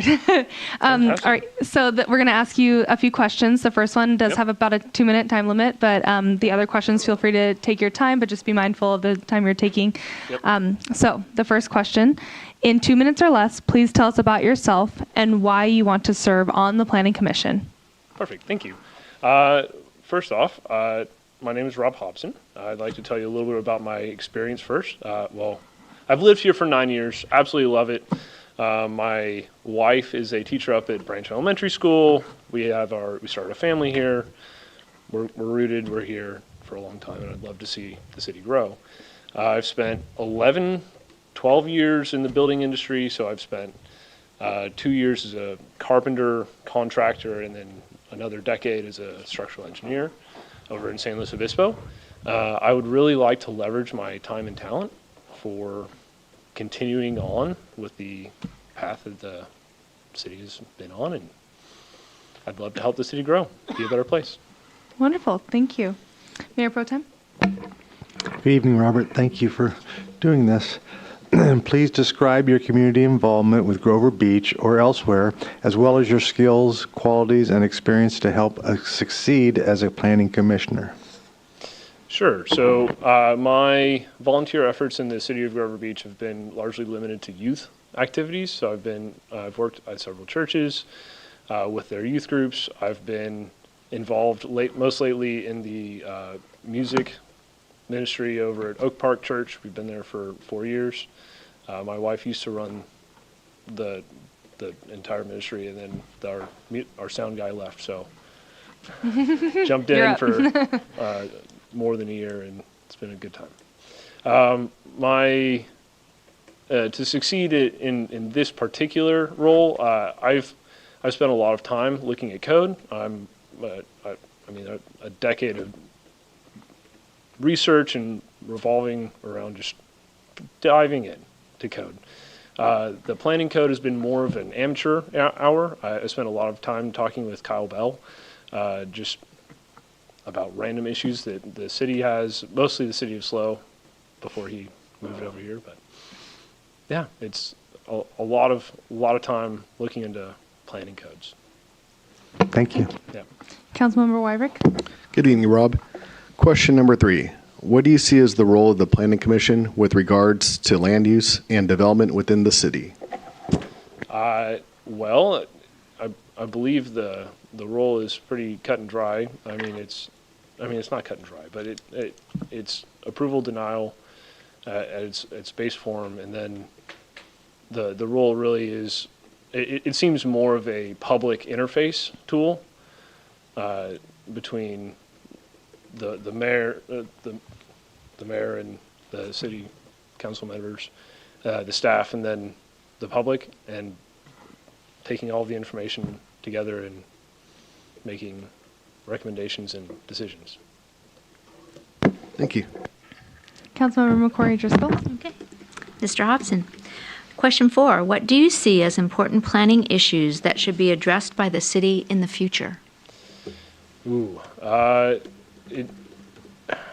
think the most important one is growth and managing growth and expectations.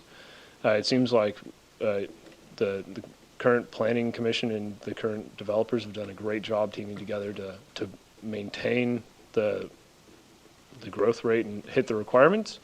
But if we have different quotas to meet, then there's going to be a large challenge balancing those quotas and then any community pushback. So there's, again, going back to that public interface role, there's a fine balancing point for the town here in Grover Beach. Thank you. Councilmember Tuggle. Yeah, I get the easy one. Is there anything else you'd like to add? Not really. I really like to be cognizant of your time, but the one thing that I'd like to stress is I'm here because I have the time and the talent to be an asset to the team, but I really want Grover Beach to have the best, and there's a room full of great people. So I hope you guys make a great choice, and I'm sure it'll be great no matter what. Thank you. Thank you so much for your time. Feel free to stay in the chambers. Okay. Next is Charles McClure.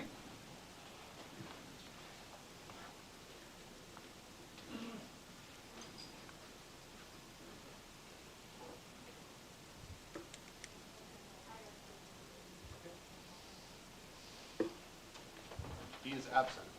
Alrighty, then we will move on. Okay, he is absent. So we will move on to Brian Jeffries.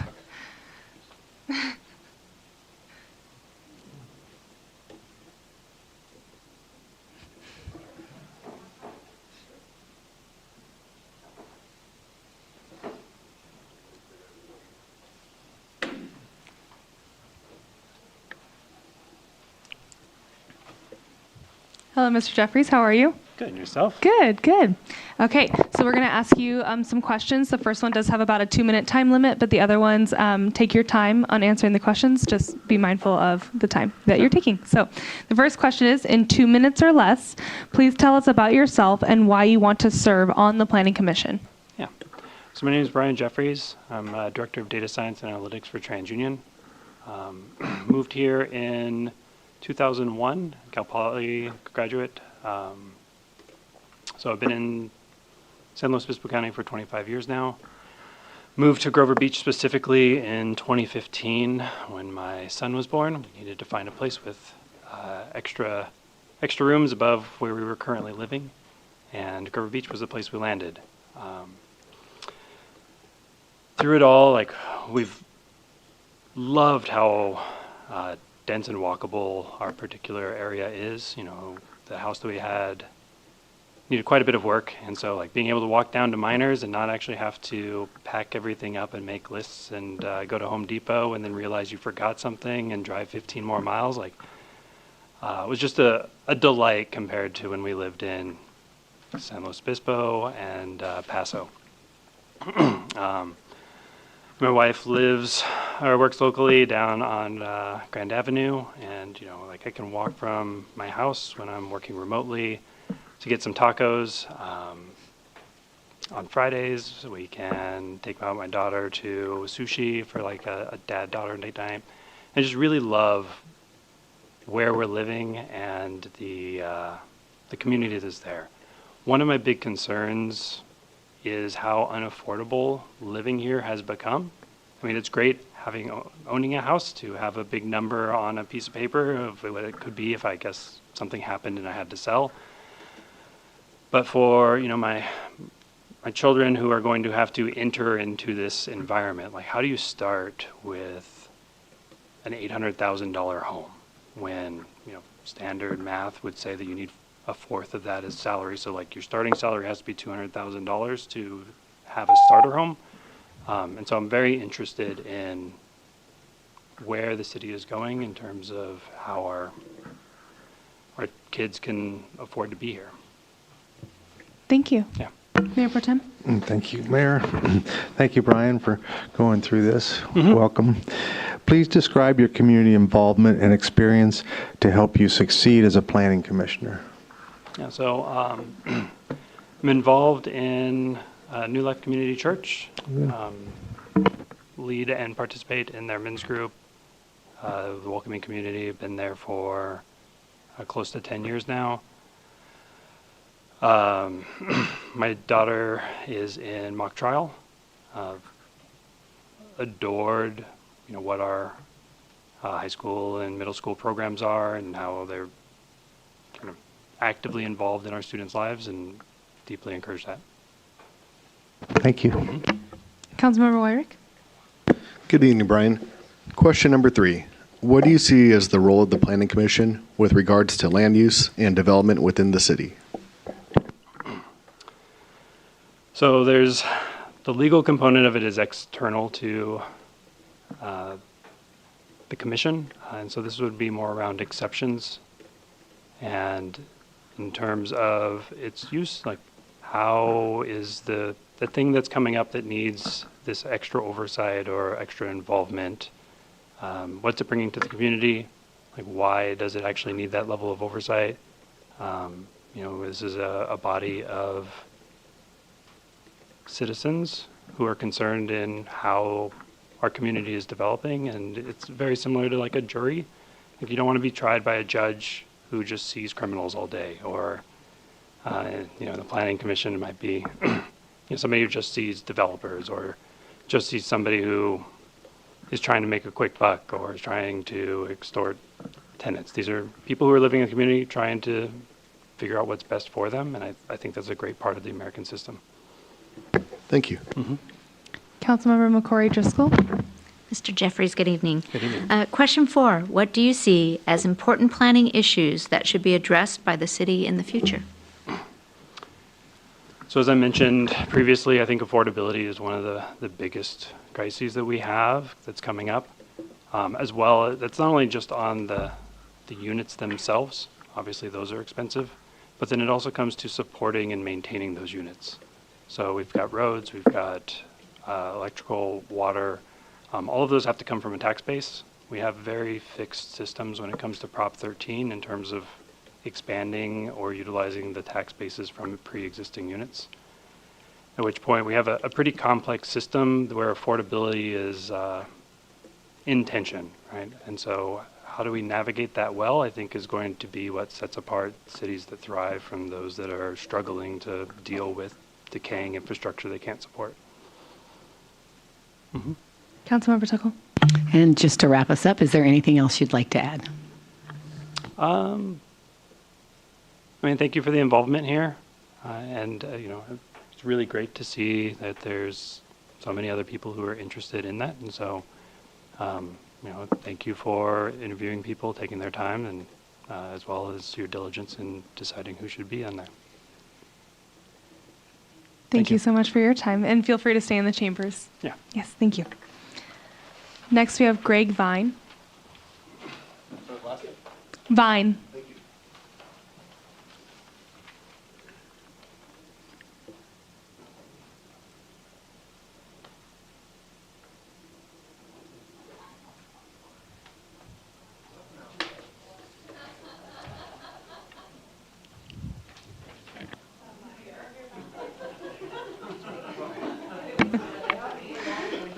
I know, now we're, I know.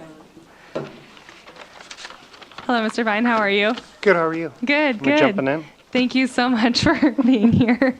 All right, so we're going to ask you some questions. The first one is going to have about a 2-minute time limit, but for the other questions, feel free to take your time, but just be mindful for how long you're taking on those questions. So, in 2 minutes or less, please tell us about yourself and why you want to serve on the Planning Commission. Yeah, sure. My name is Greg Vine, and I thank you for your consideration this evening, this opportunity to interview. I really appreciate it. So you asked me to talk a little bit about myself, which I love doing. And, firstly, I should say that I love sarcasm and dry humor. So I'll just pause for laughter there. So most of my career has been connected to development and construction in one way or another. For about 15 years, I worked for a soils engineer doing site inspection and drilling services for residential, commercial, and public projects up and down the Central Coast. I worked for a general contractor for about a year and a half doing estimating. I was estimating assistant for mostly capital improvement projects. In 2014, I earned my degree in city planning from Cal Poly. And for the last 4 years, I've been an employee of City of Santa Maria as a planner, working with residents, applicants, consultants, and presenting many projects to their planning commission. I believe I have a firm understanding of development from the early stages of planning to final build-out. The reason that I've applied to this position is Grover Beach is my home for me and my young family. I am invested here. My kids go to school here, and I really care about the direction that the city is headed. This is my opportunity to give back and serve my community in a meaningful way. Thank you again, and I appreciate your consideration. Thank you so much. Okay, Mayor Pro Tem. Well, thank you for going through this process, and we appreciate it. And my question is, please describe your community involvement and experience to help you succeed as planning commissioner. Yes, thank you.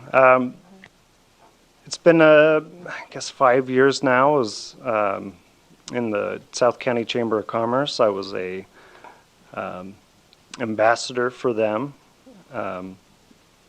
I was the head of a disc golf club up in San Luis Obispo for, 7 years or so. And, I think in both those positions, you're figuring out what the needs of the public are.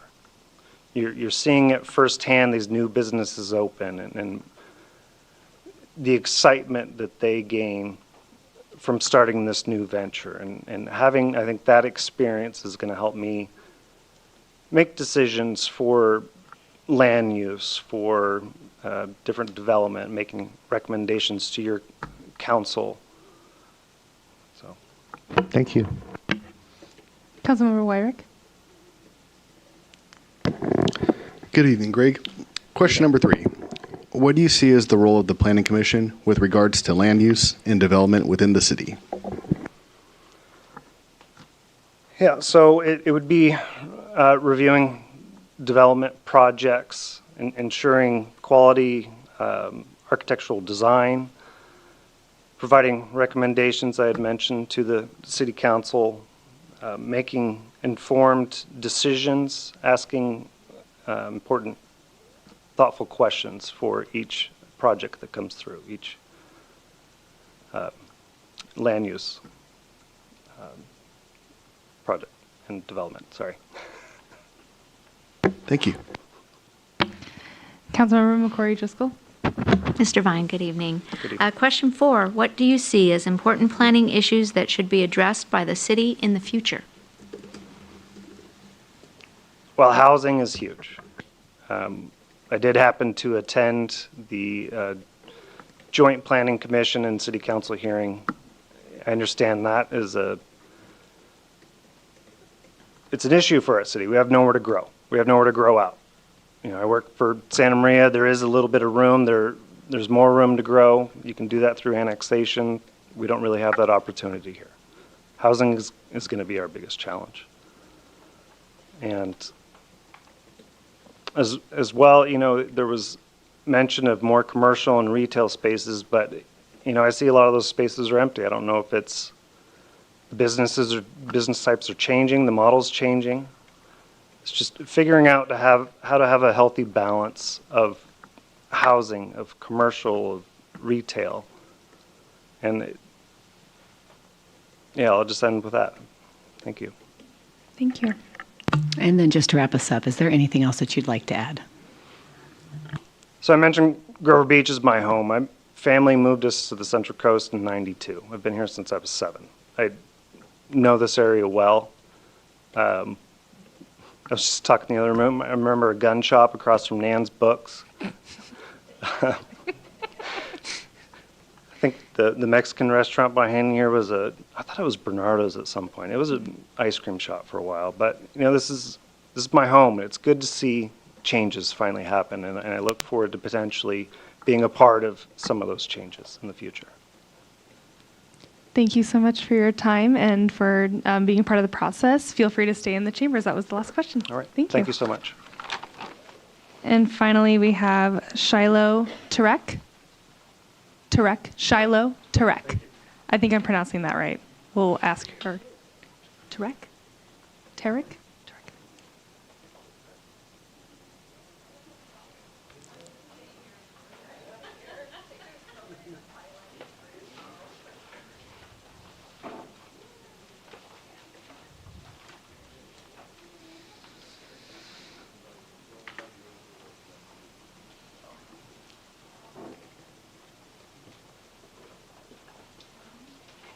Hi there. Hi. Can you pronounce your last name for me, please? Yes, it's Tarek. Tarek, Like I Derek, knew- but with a T. Tarek. I knew I was doing it wrong. No worries. Well, thank you so much for being here. We're going to ask you some questions. The first one has a 2-minute time limit or around there. And then the other questions don't have a time limit, but just be mindful of your time. So the first question is, in 2 minutes or less, please tell us about yourself and why you want to serve on the Planning Commission. Okay, thank you. Thank you for the opportunity to be here this evening. It was my pleasure to submit an application for consideration for the Planning Commission. As mentioned, my name is Shiloh Tarek. I've actually been a member of the Grover Beach community for just over 16 years. I started my family in this community and continue to raise my kiddos here. I currently am an employee for PG&E. I've worked for PG&E for about 17 years in various roles. But before I got into the utility industry, I actually pursued my master's degree in public administration. So I've always had an interest in public service. I think, like many of us, I anticipated my personal career may have taken a different path, but as life happens, once I moved from Missouri to the state of California, I was fortunate to start working for Cuesta College. I really got to know our community there. I saw the good work that PG&E was doing in the community and was fortunate to get on board with them. But now that I've established my career and I'm to kind of a settling point, I'm looking for more opportunities to go back to that passion of serving my community. And when I saw the opportunity to apply for the Planning Commission, I jumped on that. So that's a little bit about myself and why I'm interested in joining the committee. Thank you very much. Mayor Pro Tem? Good evening. Thank you for applying for this. Could you please describe your community involvement and experience to help you succeed as a planning commissioner? Sure. Well, thank you. I believe that a lot of our life experiences, help us in a position such as this, because serving on a planning commission is not only about the work we do to help Grover Beach reach our goals, but it's also about the relationships that we're building with the different community members, the partnerships that we're making with the different businesses and vendors and other entities that are interested in coming to share our community with us. So over the years, I've had a number of volunteer roles, whether it be through my church, helping out with the various homeless shelters, helping with food drives. I'm currently on the Rio Grande School Site Council. I spent many years in the U.S. Women in Nuclear Organization, where I chaired the communications committee for the National Women in Nuclear Organization. So I've had a variety of positions in the past that I think help equip me to manage the very important relationship piece that comes with a role such as this. Thank you. Councilmember Wyrick? Good evening, Shiloh. Question number 3. What do you see as the role of the Planning Commission with regards to land use and development within the city? So my understanding, being a member of the Planning Commission, is that you partner with staff, the council, the community to evaluate land use requests, evaluate those against the overall plan for the city, and ensure that you are representing the community when looking through those applications and considering what you may or may not choose to move forward with that's going to preserve the community of Grover Beach and the excellent small coastal community that we are, balancing the future for children such as mine, and also preserving the past that gave us the rich history that we have in Grover Beach now. Thank you. Councilmember McCrory Driscoll? Ms. Tarek, good evening. My question for you this evening is, what do you see as important planning issues that should be addressed by the city in the future?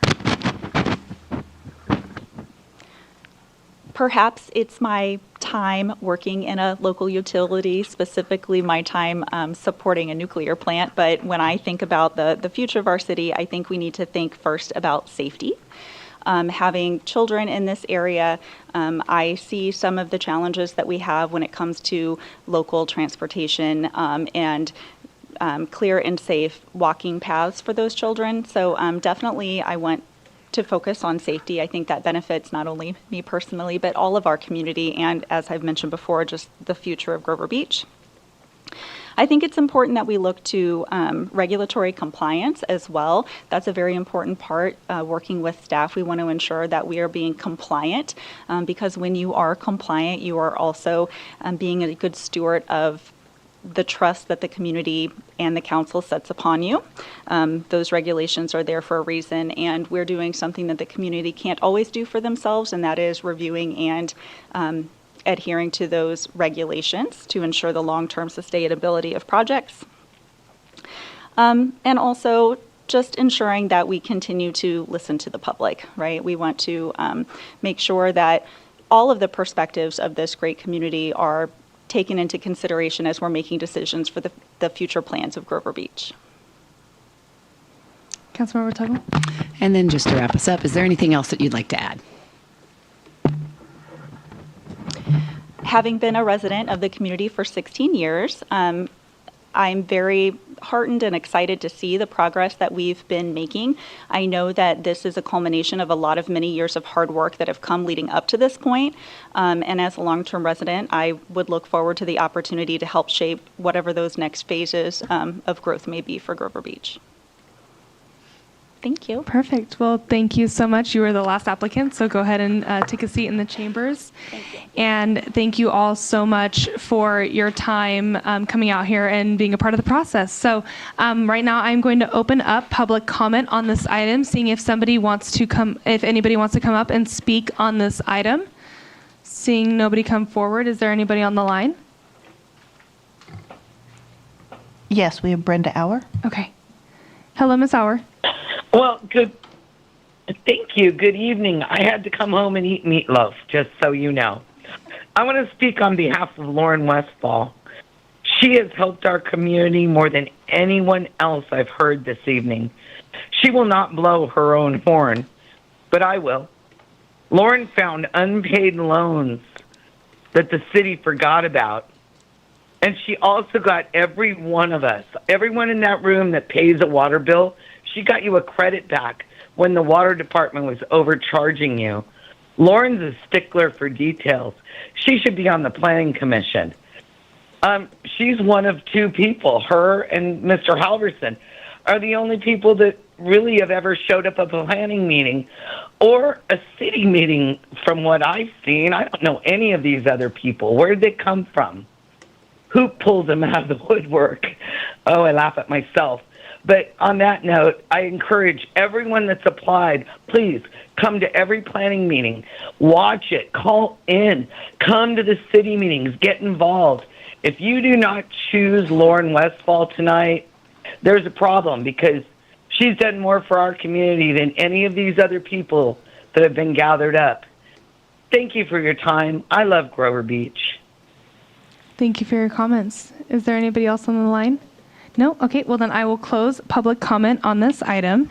And I believe we need a little bit of a break. We'll get the TV set up for our tallying and, oh, okay. Okay, perfect. Okay, all right. First, this is, I think, legal. Is there any conflicts if you're a planning commissioner or work in planning in another municipality being on the commission? How does it work if there's overlap? If you could just kind of flesh that out for me.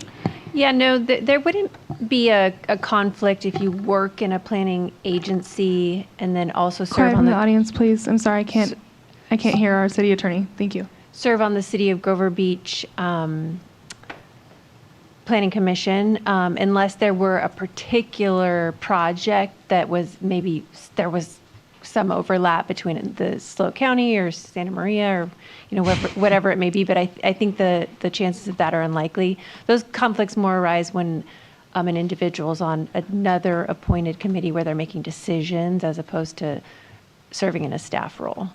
Okay. Does that answer your question? Definitely. Thank you. Any other questions? Sure. It's so here's the question, and obviously there's a lead into something else. So for the planning commission, does geographical representation that's not required, is it? Okay. The reason why I'm bringing this up is since we're looking at representing the whole city, I do want to just clarify that when it came to our current planning commission, 2 of them live in District 2. 3 of them lived in District 2. One of them who didn't reapply lived in District 1. The one who resigned lived in District 2. So you see that there's a huge concentration there too. And then we look at those applying, 2 of them live in District 1, one's not present. 3 of them live in District 2, 1 of them lives in District 3, and 2 of them live in District 4, and the other one who withdrew lived in District 4. So I do want to just make it clear that for you all to notice that too, because it's something that we don't talk about enough, but it's something that catches my attention when it comes to how we represent the entire city. Very good point. Any other questions? No? Okay, well, let's take a break until 8:10, and we'll be back at 8:10. Okay, thank you.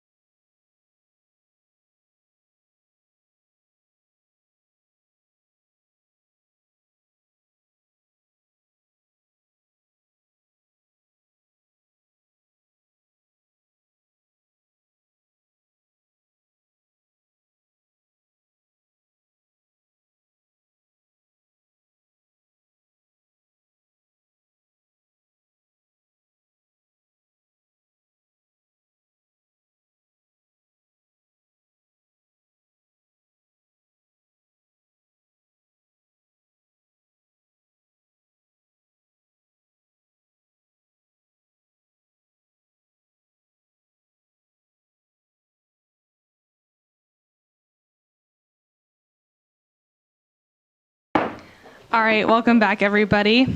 Okay. Again, I would like to thank the applicants for your time and dedication for being here. I think we have a really tough decision to make.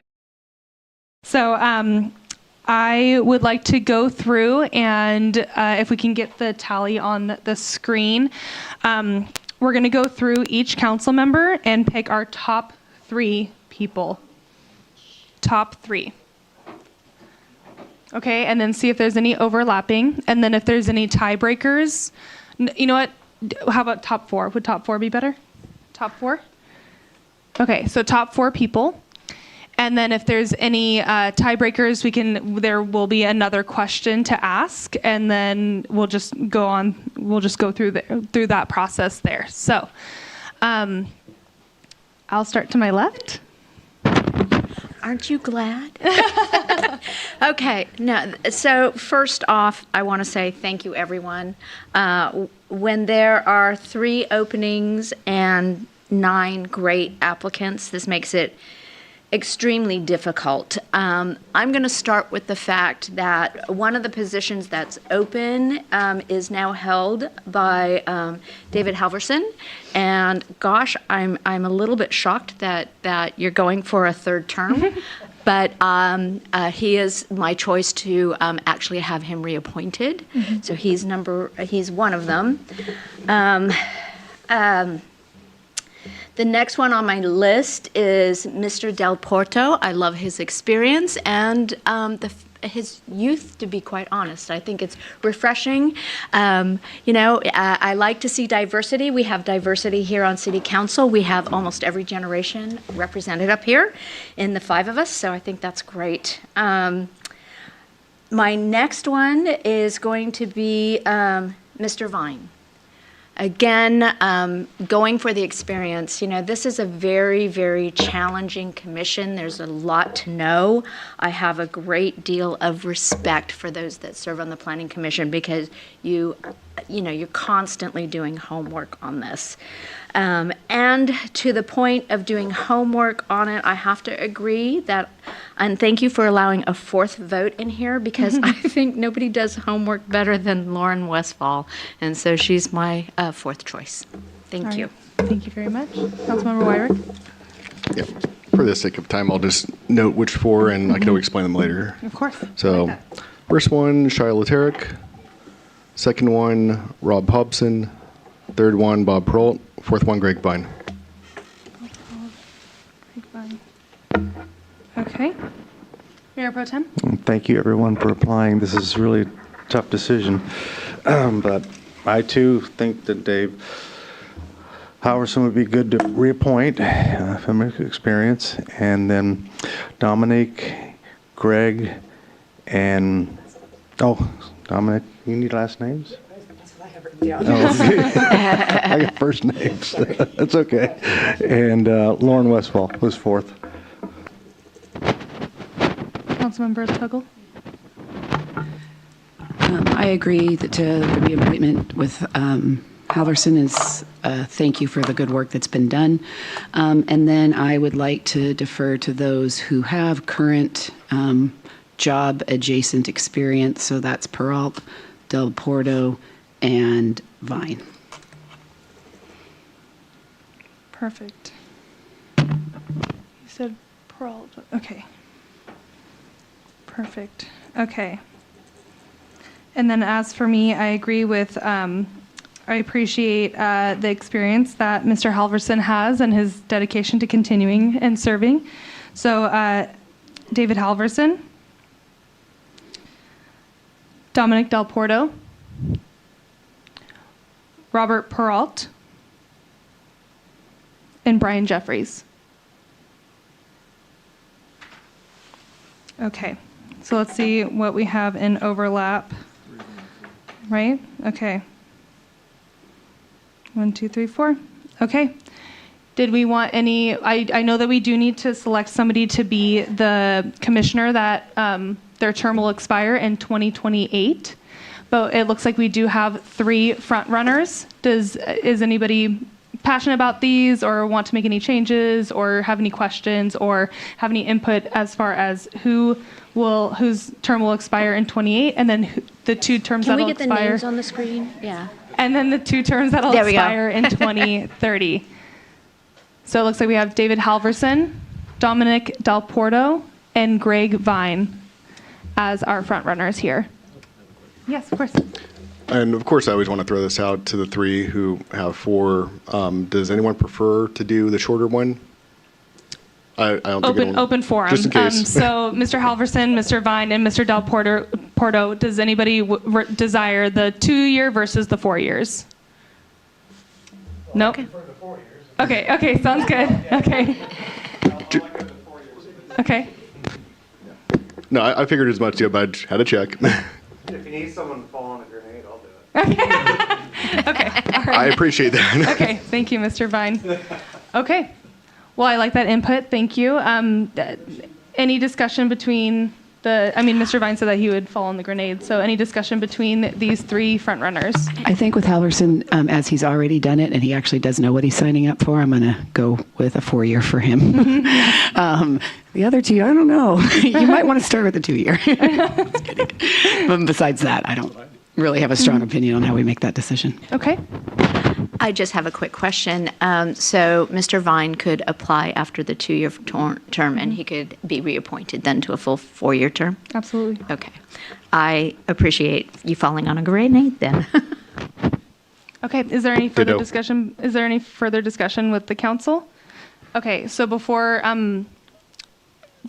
first of all, again, thank you to all of you for coming out here, for studying, and just being interested in being a part of the process. So I will move that we appoint David Halverson and Dominic Del Porto to the Planning Commission with the expiration terms in 2030, and then appoint Greg Vine to the Planning Commission with the term expiration date in 2028.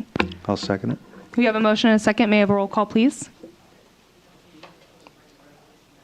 Oh, okay. No. Okay, all right, thank you. Mayor D. Yes. Mayor Pro Tem Robert. Yes. Councilmember McCory Driscoll. Yes. Councilmember Tuggle. Yes. Councilmember Wyrick. Yes. All right. Thank you so much for your time. We will now move on to, let's see. We'll now move on to item 8, which is the fiscal year 2026 to 2027 budget update and draft work programs for council goals and priorities. And I will call on Administrative Services Director Zomit and Assistant City Manager Erickson.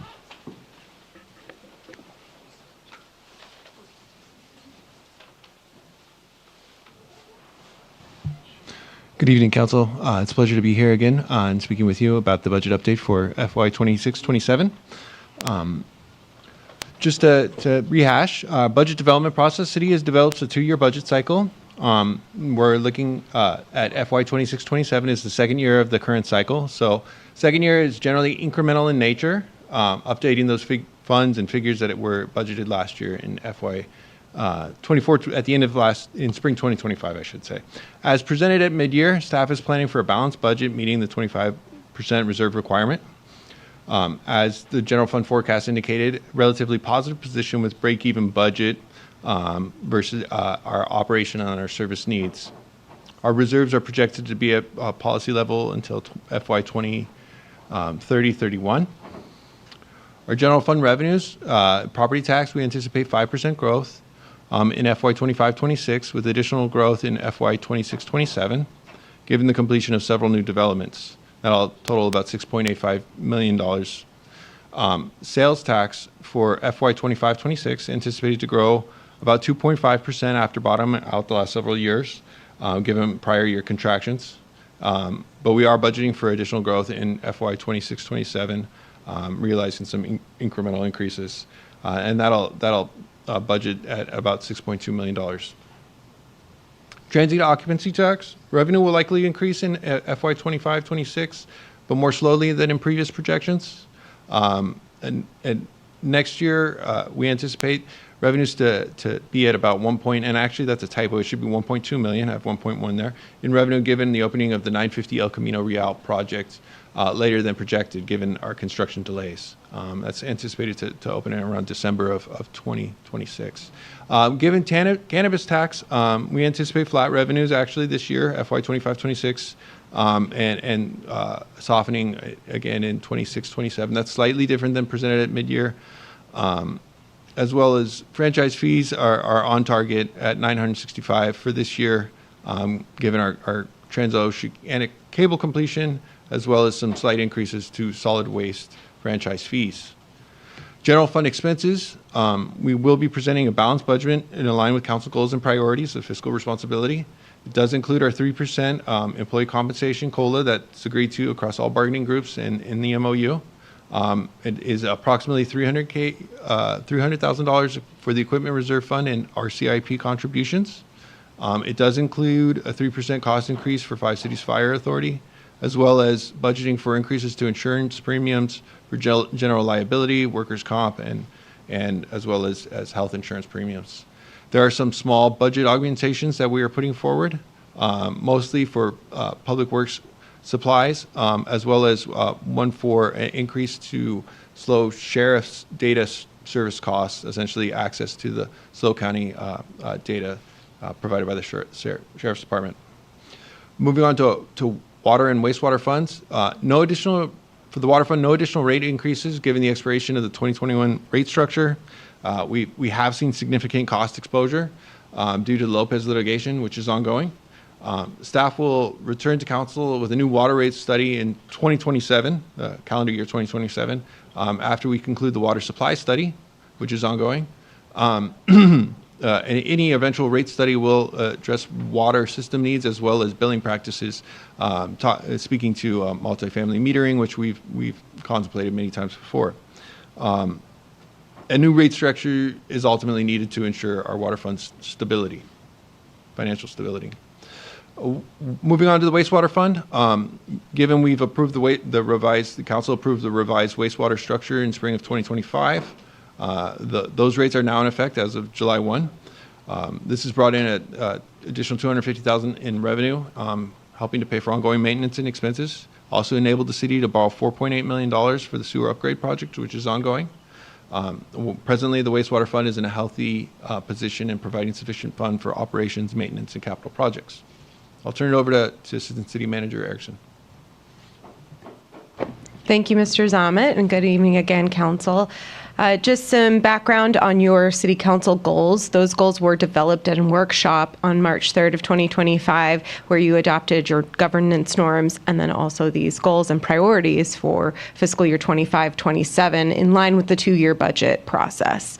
You did consider public input from 2 different sources, a survey conducted in 2024 and a 2025 community forum that was held. We also gathered input from city staff, and your council considered the financial outlook and forecast that was provided to you at that time. And then you developed your council goals and priorities. There are the goals, which are the broad multi-year goals of what a city just really should be doing, and then the fiscal year 25-27 council priorities, which is a more biennial focused priority set. So where are we now? Now that your council has established these goals and priorities, the city manager develops an operational plan, and from that, our departments have developed work plans for the next fiscal year.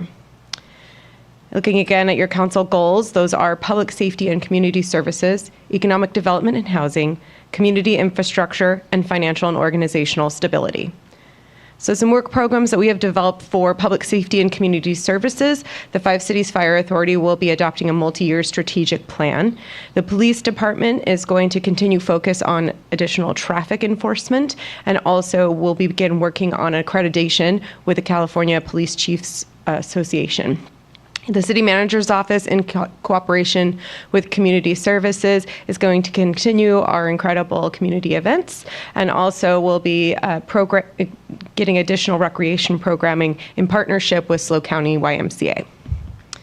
In the area of economic development and housing, Community Development Department will be initiating our 7th cycle housing element.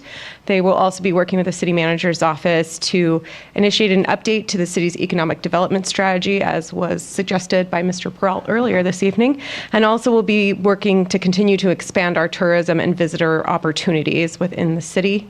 And the Community Development Department will also be initiating development of, oh, sorry, that's a repeat there. They will really go at that housing element.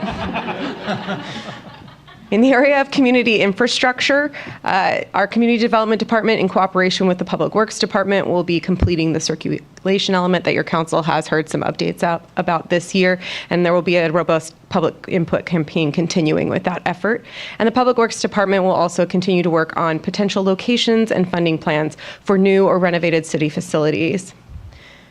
In financial and organizational stability, the Administrative Services Department is going to develop the next 2-year budget cycle coming up, and then also will be conducting a cost allocation study to update the city's costs and charges for services across our funds.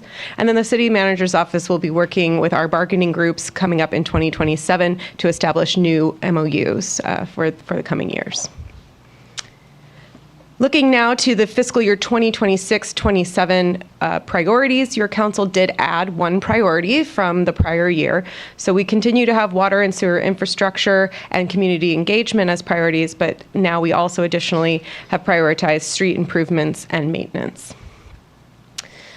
So looking to our water and sewer infrastructure, the City Manager's Office, in cooperation with Public Works, is working on a water supply study, and there will be additional reporting to your council on that this summer. And we do have community forums, including one this Wednesday at the Ramona Center at 6 p.m. And then there will be an additional community forum in June to get input for that study. And then the Administrative Services Department will be developing a water rate study in 2027 to replace our now expired water rate structure. And then the Public Works Department will be working on 2 different large sewer improvement projects funded by the increased and adjusted rates in the sewer wastewater fund. In community engagement, the Community Development Department is working on the circulation element, as noted before, and the City Manager's Office will be working with community development on developing a Grover Beach 101 with community outreach sessions that will initially be focused on planning and building issues. And then the City Manager's Office will continue our community engagement events and will continue business outreach efforts. And then finally, in street improvements and maintenance, we will be, as we mentioned earlier in this meeting, we will be working on 2 K-14 projects, the delayed Project 17, which will be hopefully starting in June, and then we have the next project following on that early next year.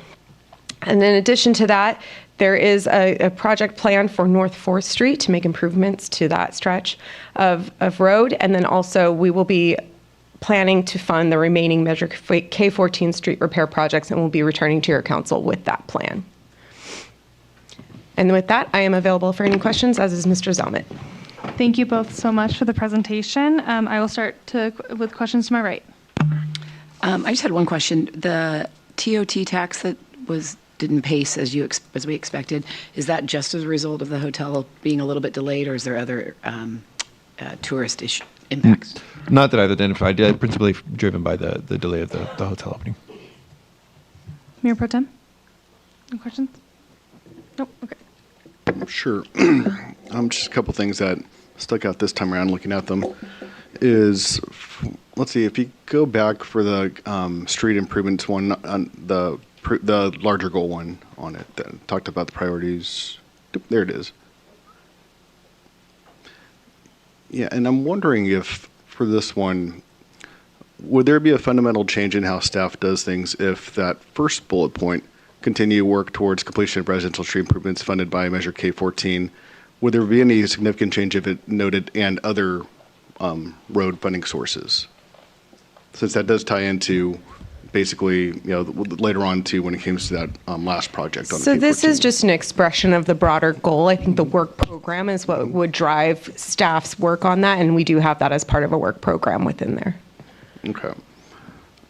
And also, it was under, let's see, for the community services, one of the actions, it noted specifically the SLO County YMCA, are there other ones that staff's identified that is looking to do more proactive partnerships too? That one's just highlighted, and I wasn't sure if. It is specifically highlighted because it's the major addition to our recreational programming at this point. We have added individual classes as well. It's just not as broad a program as the one that we've gotten partnership with YMCA. Okay, but is that one where the expansion of partnerships are? This is going to be the one, basically, or is there other ones that? It's not exclusive. The YMCA did approach the city and asked for this partnership. Should another group want to do the same, we would certainly work with them as well. Mm-hmm. Yeah, and it's because of other things that we've talked about during these meetings that I didn't want it to be so limited, since this is what staff will work off of. Mm-hmm. And, yep, those are my questions. I just had one quick question regarding the Grover Beach 101. What does the outreach process look like for that as far as getting people involved and interested? Thank you, Mayor. So first of all, what's envisioned in this particular initiative would be likely a series of different forums in the second part of the fiscal year. In terms of outreach, we do quite a bit of outreach on social media. We do outreach on our website, on our calendar. We can look at our activities guide and other ways to help spread the word. And ultimately, we encourage community members who are interested and would like to attend to join us at those different forums. Like Ms. Erickson mentioned, we have a forum coming up this Wednesday on our water supply study. For that, we actually did a mailer to every household. We used the other social media ways, bulletin boards, and again, it's up to individuals to determine that it's of interest to them to come out to the evening event and take part in the process. Perfect. Thank you. And I do appreciate those mailers that went out for the workshop that's on Wednesday. That was great outreach. Mm-hmm. No. Right? You didn't have any questions, right? Okay. Okay, I had a question. With only about $3,500 projected in our revenue supplies, what would be the first area staff would look at if revenues come in slightly lower beyond the projections of the costs? There are a number of areas we could look at. We could reduce CIP again, although it is at a low level of $50,000. We could also look at our supply budgets if we needed to. Generally speaking, we don't also budget a vacancy rate, so if we have any vacancies, that could make up for the difference as well. Okay, and following up on the TOT, what if it slips, the new hotel slips beyond December 26th? That will impact our revenue projections if that should happen. Okay. Yeah, and just add to that, revenues are dynamic. So while one revenue may decrease, one may increase. And so that's why we look at this on a regular basis. Every quarter, we bring a report to your council. Mid-year review next February will take into account the different changes. We certainly hope this hotel will open up as scheduled.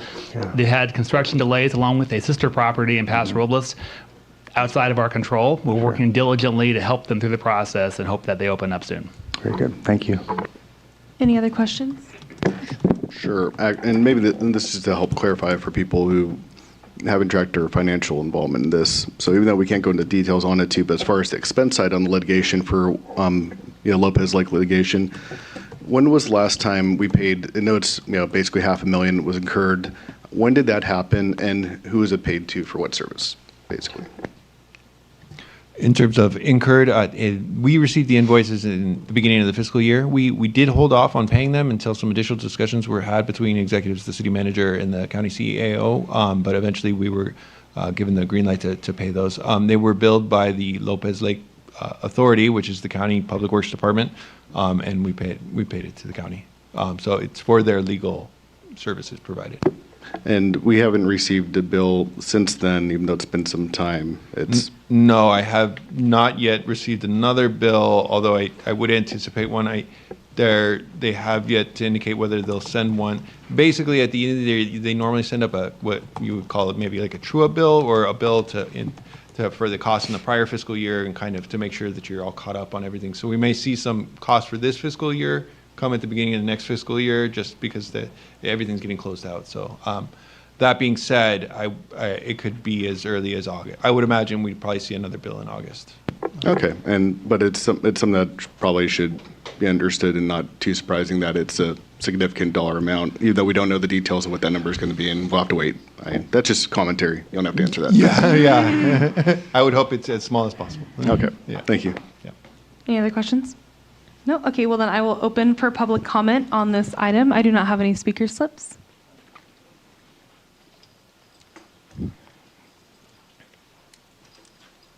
Don't get worried. Question, you guys said that you guys sent out mailers. When were they sent out? Because I have not received one unless it's in my mailbox as of today. And I already have a commitment on Wednesday, so my other question is, when are you guys going to do another workshop on this water study? Thank you. Thank you very much. Any other comments or any other public comment? Seeing nobody come forward, is there anybody on the line? Yes, we have Brenda Auer. Hello, Miss Auer. Well, good evening, Cassie. It's time for strawberry shortcake. I want you to know I'm really disappointed about your decision about planning, but good will win. I also want to educate you, even though you're young, we are a senior community. Great outreach means door to door. You and every one of the council members, door to door. Wednesday meeting needs to not be a sales pitch about how to get Central Coast Blue back in the door. It needs to be talked about what we're going to do about our future sewer situation. I've never heard you talk about it. None of you. It's intense. We need to talk about this. And we should not be roped into Central Coast Blue because we are unique. I would like to ask you from here on in, I want to make a public request. Please, no more projections for income that are not real that we have to readjust. No more projections on population, which is not correct. I ask you, please. By the way, FYI, 2025, the government norms, the council had no answer. They didn't know what to say. The thing was, the whole cartoon thing was blank because none of you knew what a government norm was. I'm going to tell you, the government norm should be listen to the community. I've told you many, many times I can tell you how to save over $100,000 a year, but not one of you have talked to me, not Matt. Nobody wants to know. Nobody cares. I'm going to go back to 11th and Grand. Can you answer, where is this future budget for 11th and Grand? Cheesecake time. Thank you very much. Good night. Thank you for your comments. Is there anybody else on the line? All right, well then I will close public comment on this item and let's answer some questions. When were the mailers sent out? I remember receiving one, so I'm not sure what happened. Yeah, they were sent out in March. I do know that a number of people did receive theirs. In connection with that, we've received over 100 responses to the survey that was also announced on that mailer. Thank you. Regarding, and I would argue that a mailer is pretty as door-to-door as you could be. When will there be another workshop or forum regarding this? We're planning that for June 16th, I believe, at the Ramona Center as well at 6 p.m. All right, perfect. So June 16th at 6 p.m. Correct. Okay, perfect. Thank you. Will there be a mailer for that one, or was that included in the last one? No, it's included in the last one. It's posted on the webpage for the water supply study as well, and we're also posting it in our community bulletins. Okay, perfect. And just a refresher, what will this workshop discuss? It's to discuss the assessment of our water needs, our water supply needs that was completed by our consultants, and then to look at the range of alternatives just very broadly. The second forum will focus more on those alternatives, the associated costs with them, and what is determined to be the most plausible and feasible. Perfect. Thank you very much. Okay. Do we have any other questions from our council or any comments that you'd like to make regarding the budget item? Yeah, actually, I do have one suggestion on the city council priority street improvements and maintenance. As far as the last one, the development plan to fund remaining K14 one, to add some clarifying language is the last. If you go further to the last. Let's see. Yep, there it was. On that last bullet point, present plan to council in early 2027 for review and direction. I do want to see that clarified because the direction we took at when we talked about this was that the plan would be, yes, in early 2027, but we'd have a preliminary 6 months from, I believe, is that meeting too? And I would like to see that clarified too, so that doesn't get lost in the mix of things. Because that would come later this year, basically. But it was just a preliminary, so it wasn't the full plan fleshed out. Do you have consensus for that? Just to add the language in this saying that there would be, that staff would be coming to the council in 2026 with that preliminary? Sure? Do we have yeses? Yeah? Yeah. Okay. That's it. Thank you. All right. Any other comments regarding this item? No? Well, that was a receive and file. Thank you so much for the presentation, and we look forward to the really big presentation here soon. So thank you. All right. Now for a really big presentation. I'd like to welcome, I'll welcome up Chief Hallett, but I'm going to turn this over to City Manager Bronson. This is the 5 Cities Fire Authority Community Risk Assessment, Standards of Cover Deployment Analysis. City Manager Bronson. Thank you, Mayor. Just very briefly, in my capacity as CEO of the 5 Cities Fire Authority, I wanted to formally introduce Chief Hallett, and as he will be making the presentation tonight. And just quick background, this Standards of Cover Analysis is a very common approach used in the fire services to look at staffing, service models, look at community risk assessment. The chief will be going into much more detail on that. This analysis went to the 5 Cities Fire Authority Board for initial presentation last month, and board members did direct the city managers to do similar presentations within each of our cities. So we're going tonight, Rio Grande is going May 26th, so that the full councils are aware of the report and what's included, the recommendations that are included in here. This is really brought to you for awareness, information, any potential input, as FCFA's board will then take this and finalize the plan, develop a 5-year strategic plan for the agency in July and October. And I'll just lastly add that this is a long-term roadmap for continued improvements in the 5 Cities Fire Authority. We have an excellent agency, very well managed, well executed fire services agency for our region. This is an analysis to help us continue to improve and grow over time as resources are available. Right now, we are in a pretty tight spot over the next several years, but we'll be exploring every opportunity we can to continue to make progress in addressing these needs identified in the analysis. And so with that, Chief Hallett, the floor is yours. Good evening, Mayor, members of the council. Thank you, City Manager Bronson, for that introduction. So just to dive into a little bit of what the Standards of Cover was, a very long document. I'm sure you took a look at it. It's over 200 pages, and I have a very brief amount of time to try to dive into that this evening. So I'll do my best. A couple things we talk about what are our community risk and are we providing the appropriate emergency response resources to meet that. So we're really going to focus tonight on the response times and the effective response force is a key component of that. There's a number of findings that we'll review at the end, but the gist of this presentation tonight is kind of really on that emergency response metrics. As mentioned, this is to develop our strategic plan for the next 5 years. So really what this study did is it identified our current response standards, where some of those service gaps are, and then also helps us forecast what the potential service gaps may be as we look at growth between our member agencies. And then as we look at our current performance, there's comparative analysis is done. So the AP Triton study covered the period from 2019 to 2024. So during 2025, they were still collecting data over that time period. So I also included in tonight's presentation some data from 2025 that we collected internally to help kind of frame the picture of what happened over the 5-year period and what happened more recently in 2025 to help establish what that standard is. And a lot of the reference is comparative analysis to industry standards developed by the National Fire Protection Association, or NFPA. So that's kind of where we're going to take this information. So hopefully you guys can see that. So what is driving some of our service demand increases? There's been a lot of reference recently, and it's even in the report, that population growth has stayed pretty stable within our member agencies over that 5-year period. But our call volume has continued to increase. Part of that is aging population. So during the study, they found that 24% of our population is over 65, versus a statewide average of 17%. Lack of primary health care services. I'm sure we've all experienced that personally.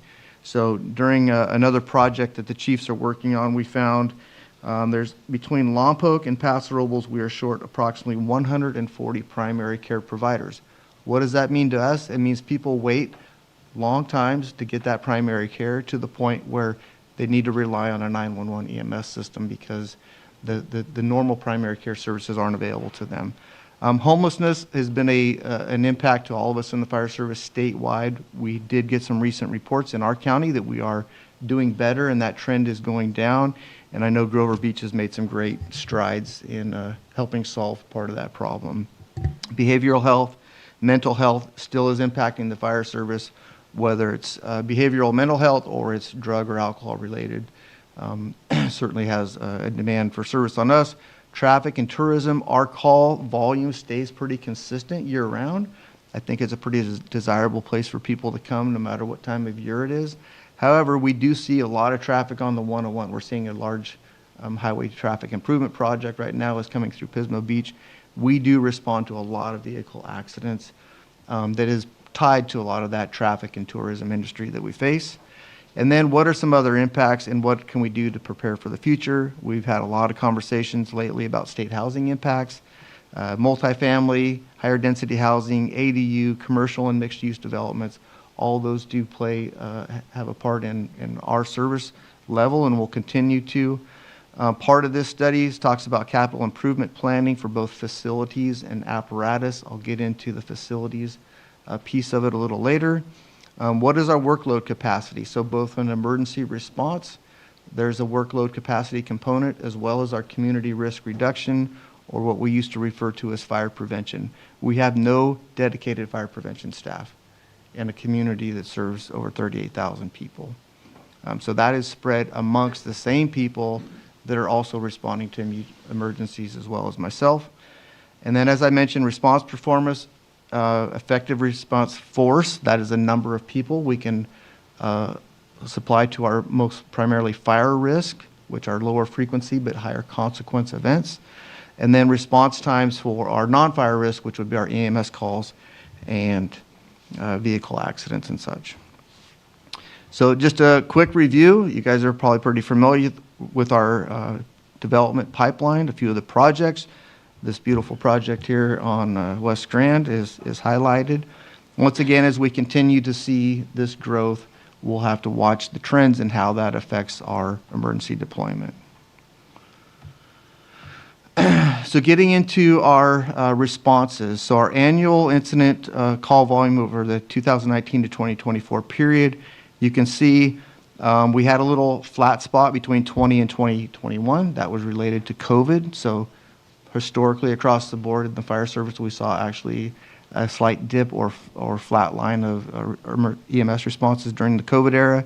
That has continued to trend up since we came out of COVID era, and we did see a slight decline in other related calls, which would be fires and public assist. But overall, annual call volume continues to increase. As you can see in 2025, we had 5,214 emergency responses.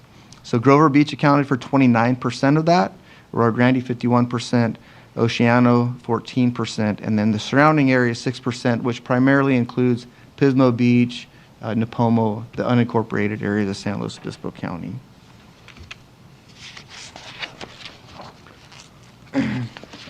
So as we get into our, what we call our heat map, is where is our biggest concentration of calls? Because when we start looking at response metrics or standards, that is where we want to hone into. So you can see on these graphs, we have our top 10 incident addresses. You can see kind of a paradigm there, senior living care centers. That goes back to that over 65 population. And that's all really primarily located along that South Elm and Farrell corridor, which naturally, as we'll get into our other slides, this is where we start finding these gaps in our response times. So where is our call concentration, and then how quickly can we get there? So this graph illustrates our 4-minute predicted travel time, and which is basically to align with an NFPA standard, NFPA 1710. And you can see, let maybe you can see this, my cursor here. Nope, can't see that. I'll just stand up. But where we see the area that's not in that pink shade, that's an area that is outside of that 4-minute predicted travel time, which also happens to fall in that heat map area. So where our highest concentration of call volume is, we can't get there within a 4-minute standard response time, which is predicated by NFPA 1710. Do we have a question? What is NFPA? National Fire Protection Association. Thank you. So that's the industry standard that is commonly followed within the fire service, is a benchmark standard. So we find this gap in our response time, we find that is associated with our heat map, and that's where as we get into looking at our response times, you'll see the nexus there. So ISO is another standard, Insurance Services Office. We did just recently conduct our insurance offices. They came out with a report, and we did remain a Class 2 rating. So that is good for our commercial insurance indexes. That primarily focuses on needed fire flow, emergency communications, our deployment, and then, of course, water supply. So once again, within our 1.5 mile travel distance, which is one of the criteria that ISO looks at for engine companies, and 2.5 miles for a truck company or an aerial ladder device, which is currently housed out of Station 1 in Arroyo Grande. Once again, we see that same area that is uncovered, that's not in the pink shade, as another gap. And so once again, we're not getting to that heat map within that travel distance time with an engine or our northeast side of Arroyo Grande, which we don't have a very high concentration of calls there.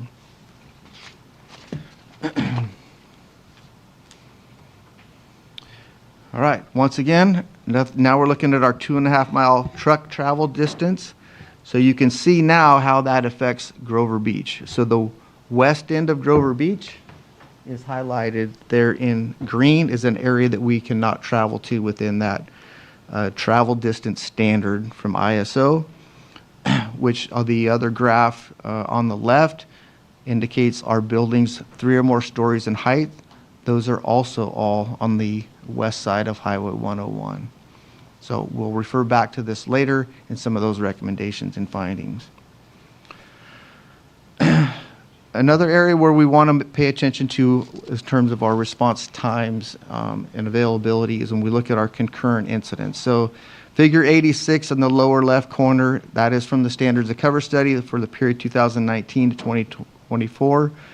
Incidents in progress, 2 or 3% of responses was actually pretty low during that time period, something that's manageable, 14.8% and 1.5%. When we move into 2025 data, multiple incident response, it jumped to 28%, 2 or more engine companies committed, and 3 or more incidents simultaneously or committed rose to 10% of our responses. So if we don't have units available, our response times are going to become longer as we get simultaneous calls. So this is one of those trends that we want to watch, because one of the questions that keeps coming up is what happens if we lose the Oceano contract with the county? Do we need that? Well, the data here is saying that yes, we do, because if we don't have that third company, we're going to not have that available unit in our member agencies for those stat calls. So yes, we will see some call drop off if we no longer serve Oceano, but we want to maintain that industry standard or whatever standard the fire board chooses to adopt, and not lose it if we lose that third company or we lose the staffing for our effective response force. So getting into some political subdivision times, this is 90% data as we look at Grover Beach in black. Over that 5-year period, response times range between about 7.5 and 8 minutes, 90% of the time. When we look at, we'll skip AG because that's for another community discussion, and it's getting late. Looking at Grover Beach, to kind of break this down a little further, so we have an average response time. The standard for NFPA, 60 seconds for an EMS call, 80 seconds for a fire call. 90% of the time. So on average, we are now doing really good. 2025 data, we got that down to a minute on average. Average response times, 5 minutes and 9 seconds. You say, wow, we're doing great. When we look at 90%, it jumps to 750. So what does that really mean? 90% versus 50%. So if you were to take 10 calls and 8 of them we were there within 5 minutes and 2 of them it took 12 minutes, we'd have a 6.4 minute response time. That's turnout time and drive time. That would look really good, statistically speaking. But the 2 people that had to wait 12 minutes is not good. If that's your family member, if that's your house on fire. So that's why the focus is on the 90% from an industry standard standpoint, because that is a much more reliable number, and it's not tilted by having, you know, I guess too optimistic of a performance. So that is why we focus on that 90% data, and this is just creating that analogy. Once again, Standards of Cover ran kind of a incident forecast for us, and then I put in our 2025 statistics. So we were trending on that higher confidence scale, 5,214 calls. What the projections are as we get out to 2034, 2044. So this is really where we need to start looking at what is the impact going to be as we go down the road, because as we know, all this is expensive.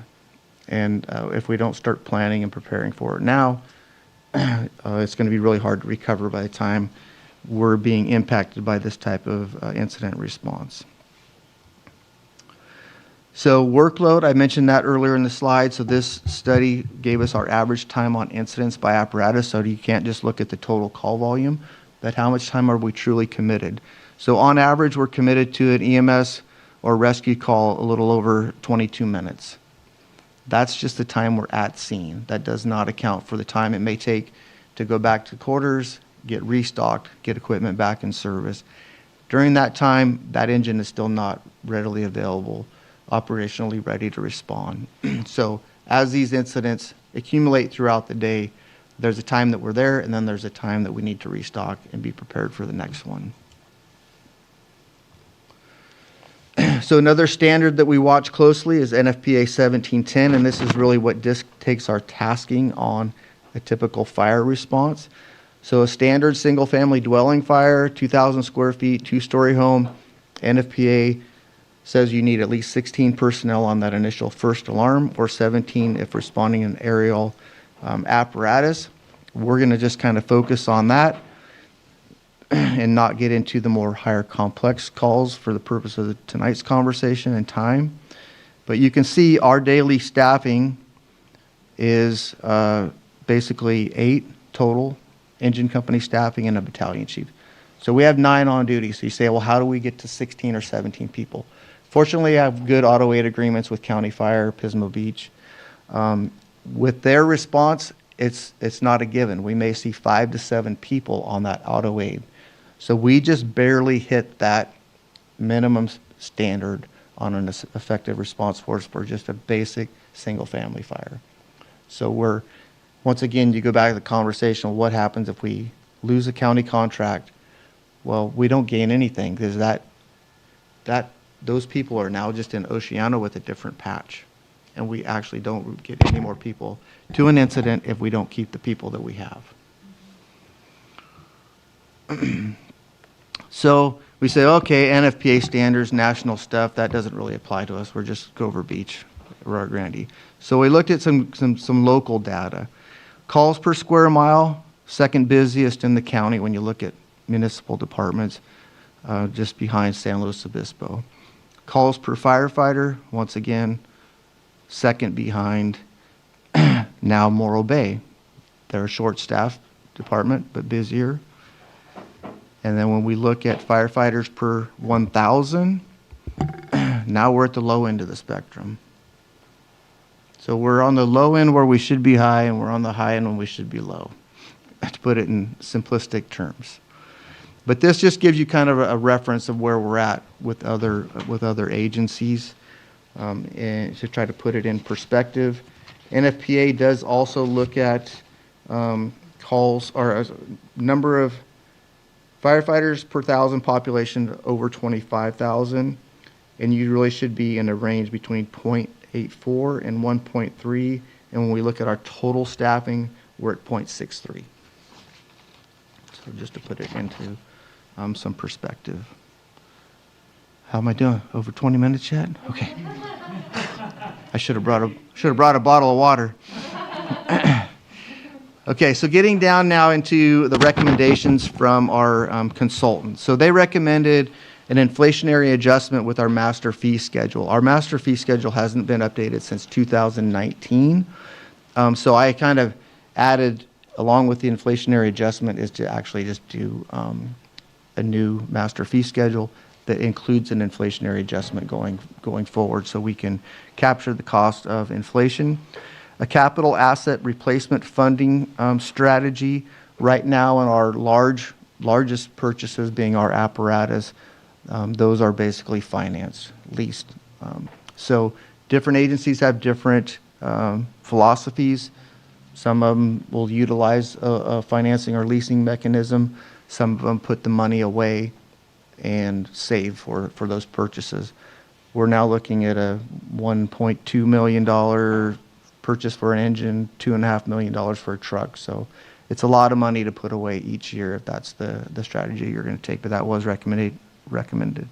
An actuarially update for our PERS unfunded liability, and part of our conversations with the county currently as part of the Oceano divestiture, we are going to put this into a strategy where we have a predetermined time where we're going to do UAL updates. It does cost about $10,000, so it's not something you necessarily want to do all the time, but we do know it's part of our, oh, thank you, Chief. Part of our strategy.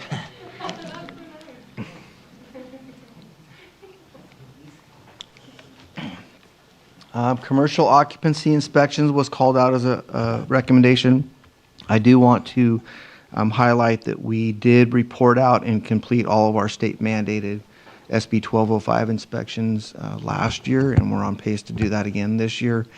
And our business license inspections, Director Martin is no longer here, but she has also been including those as part of annual business license renewals, having the consultant, JAS, do those occupancies as well. So I would say in Grover Beach in particular, we've made some great progress on our fire prevention side and our inspections. Inspect and issue operational permits. We don't have a lot of high hazard occupancies. There are a few operational permits that we do issue, one being for fireworks in Grover Beach, in AG in particular. And then there are certain operational permits, cannabis related, that the city of Grover Beach does process as well. So not something that has terribly impacting for our type of industries here in Grover Beach or Rio Grande. Hiring a fire marshal is once again on the recommendation. This was also part of the Baker-Tilly study. That problem has not resolved itself, unfortunately. EMS quality improvement plan. We did hire a new EMS coordinator at the beginning of this year and are implementing a new quality improvement plan that's consistent with our county policies. So some of these things have already been, are in progress or completed. The study did mention a feasibility study on providing ALS service. I am a strong advocate for this. We are the only city that does not provide paramedic service. Incorporated cities, I came from two agencies that both had paramedic service, and I think it is a significant improvement to the service we provide, although I do commend our staff for the expanded skills as EMTs. I did not work in an expanded skill EMT agency because we had medics. These guys do a phenomenal job with that expanded scope, and I commend them for that. I've already mentioned the importance of maintaining a minimum of 3 companies staffed with 3. So one of the companies that is currently, I guess for lack of a better term, funded by the county is a 2-person company. Not an ideal situation when you look at tasking. As I mentioned, we barely get our numbers on a single-family residential structure fire by NFPA standards. So once again, that was also a recommendation in Baker-Tilly. So support western and southern response areas. So we can take you back to a few of those slides where we showed the heat map. We showed where our gaps were in terms of distance traveled with whether it be an engine or a truck.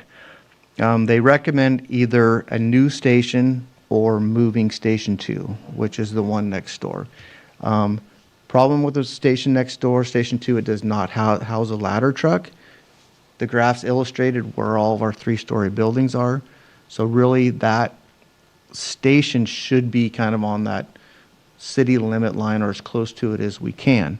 We know that our police chief has well publicized the need for a new police station, and so I'm very hopeful, at least in the strategic plan, we can identifying property as part of our strategic plan for a public safety building that we might be able to accommodate both the police department's needs as well as the community needs for fire protection service in the future. And from an economics of scale would be a much probably wiser financial decision. Develop a regional training program. I kind of would add to that recommendation from AP Triton that we really need a training grounds. I think that is where we could benefit the South County. Currently, when we do our academy training, we either go to Lompoc to the college, or we have to use the City of San Luis Obispo's training tower. So the South County fire agencies could all benefit from a training grounds, which then would lead to the development of a better regional training program. Adopt response standards and goals. Right now, we use NFPA standards as a metric. So you can see that we're not meeting that. Not all agencies adopt the NFPA standard. It's can be a tall task, but I think we should establish some sort of response standard so at least we can watch that and see which way the needle moves. If we can maintain it, or if we start to drift away from that adopted standard, then we'll have a better idea that something needs to change to address that, to make sure that we continue to serve our communities. And then lastly, automatic aid, which supports agency requirements. As I mentioned, our automatic aid just barely meets that standard right now, and we have conversations annually to look at our automatic aid response, not just the area that we respond to, but what the deployment model is, and to make sure we're getting the right amount of resources to the correct type of call. So where are we at in this strategic approach to this implementation? We did, as obviously why we're here tonight, completed our community risk assessment and standards cover. We did an internal survey amongst staff, completed a community survey that has circulated, and we actually got pretty good response out of that. Here we are tonight presenting to your council as a recommendation from the fire board. They felt that it was pertinent that both councils heard the presentation. This will go to Aurora Grande on May 26th. We will have our strategic planning workshop June 9th and 10th at the fire station, and then bring back a draft strategic plan to the July 20th FCFA board meeting for further input and any type of community response. And then any tweaks to that plan we'll perform and bring back for final adoption. And this, as Mr. Bronson mentioned, is a roadmap. It's not necessarily guaranteeing anything, but at least it gives us some direction and a roadmap to follow to make sure we monitor what our service delivery is, and that will be at the October meeting. And with that, I will turn it over for any questions. Well, thank you so much for the presentation. I know it's hard to take 200 pages and put it into such a short presentation, so just great job to you, and thank you to our Five Cities Fire Authority, our firefighters, for being here too. So I did have a question. The slide with all of the red boxes, the recommendations from Triton, were those in order of priority, or are those just all up there? No. Okay. No order of All right. priority. Wonderful. Okay, thank you. All right, questions to my left? I could certainly prioritize it for you. If Yes, you'd okay, like. that would be nice. Yes, we could, Chief. I don't have questions, just comments. Thank you. Great. I'm actually more interested in hearing the questions from Councilmember Tuggle.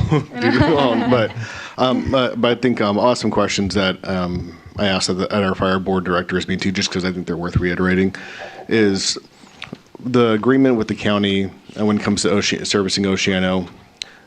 Did they agree that when it comes to the fire station there that's not operable at the moment, too, that it's added to their capital improvement projects list? You're asking if that station has been added to their CIP list Yeah. yet? Not to my understanding. Okay. no. And then when it comes to the necessity itself of a different fire station, that right now, because it's very preliminary too, there's been no financial decisions by our Five Cities Fire Authority on committing any money except to do a new station yet too. We're still early. Is that correct? Correct. Okay. And when it comes to the top 10, different sites for those, since they're mainly senior older adults facilities. And they were just to clarify too, they were in that big heat map area too, right?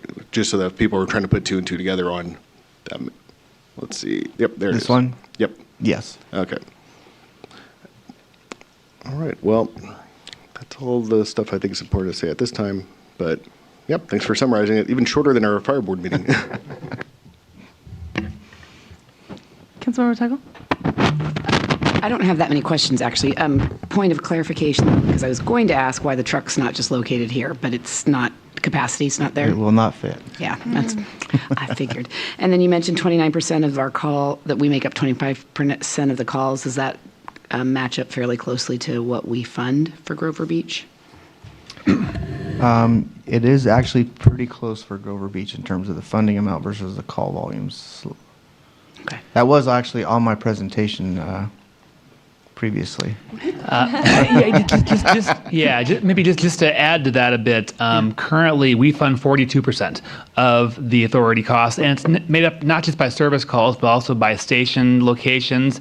It was based on a formula that was developed back in 2023 when we reformulated the JPA.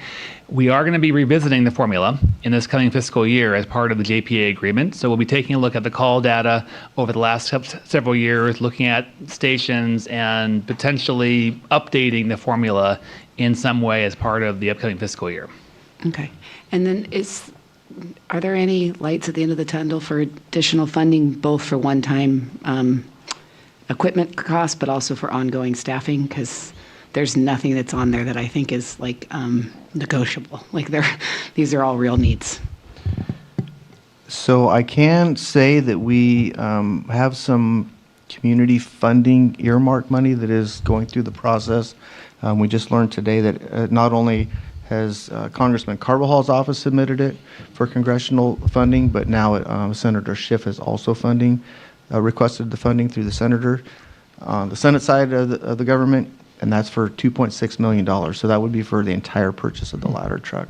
So we don't have any guarantees yet on whether it would be funded or how much, but the fact that it's made it this far is very encouraging. And would you be getting rid of the current fire truck, or would you keep it as a backup or for training, or can you sell it? It would remain available to be in service for probably at least the first 9 months to a year as we go through getting the new one in service, going through the training process, and then, of course, inevitably there's usually warranty work. Well, they'll be out of service for a period of time. So we'll keep the truck, what we'll call a reserve truck, around for at least probably a year. And then can you sell it? Or Yes, is it, then we is will it sell worth it. something? Yes. Yeah. Hopefully. Yeah, right? That's one of those guys' jobs over there. And those are all my questions. Great report, a lot of work. Thank you for doing all that. On that 4-minute gap that you were talking about, is there any first practical steps that you're thinking about doing to shorten that gap on service calls? Other than moving the station. I will say, if you look at a lot of the report, there was some deficiencies in turnout time, and that is on us as an agency. And the guys have worked really hard on bringing that turnout time down. I think it's been, for the last couple of years, really impressed upon them, the importance of that. And so our turnout time has dramatically improved. Once you get that turnout time down to that industry standard, it's really hard to improve response times beyond that, because we don't want them to drive recklessly to get to the call. We can only drive so fast. We can only cover so much ground. So what we have control of really is that turnout time, and we've made some significant improvements with that. Very good. And also, back on the Oceano thing, I know, and maybe this is what Mr. Bronson was talking about, we have an annual quarterly payout of $1.7 million. Is that, and you were talking about, is that going to be negotiated in the future? Yes. So the contract extends until June 30th of 2027. It is essentially a 2.5-year contract. Our office has been in close conversation with the county executive's office around this particular service. We've impressed upon them, which they understand that this is a cost-effective, responsive service serving an unincorporated community for this $1.7 million the county pays us. Our interest is that this would be continued beyond June 30th, 2027. There are 2 one-year extensions available, and we'll be entering into further discussion with the county this fall to hopefully continue that work. And is that fully reimbursing us, for cost of staff, labor, administration, and trucks and all that? Are we sharing the cost, subsidizing it with Grover and Rio Grande? So they account for about 19% of our budget right now, and that was all cost allocated prior to me getting here, but yeah, that was to cover. No, I meant just for serving Oceano, though. Those costs are reimbursed to the county.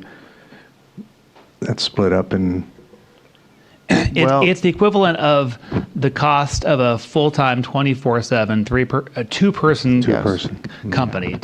Before that funding amount, it was a lot lower coming from the Oceano Community Services District and did not provide for 24/7 coverage for that third company. So the county added through their general fund up to the $1.7 million amount that it helps us provide that 24/7 service. Okay, very good. And will we try to get more so that you can go 3-0? That's what That is our intent, but ultimately it's a decision that's not just by the county, it's by each of the cities, because the cost of a 3-0 company in the report was $500,000 total.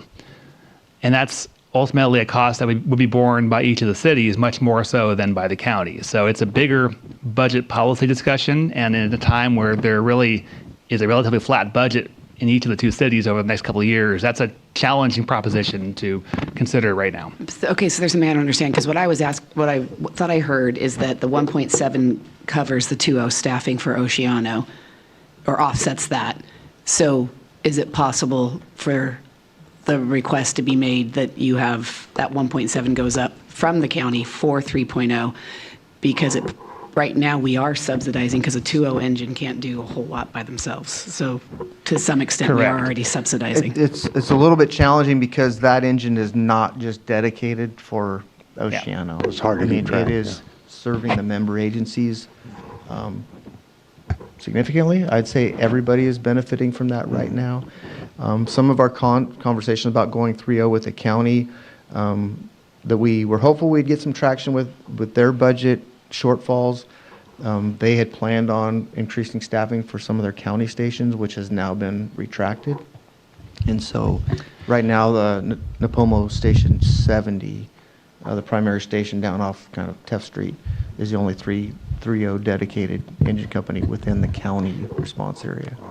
Yeah, the county told us that they intend to go to 3.0. They know that is the most appropriate staffing level, as do we, but they've paused the implementation because of funding pressures.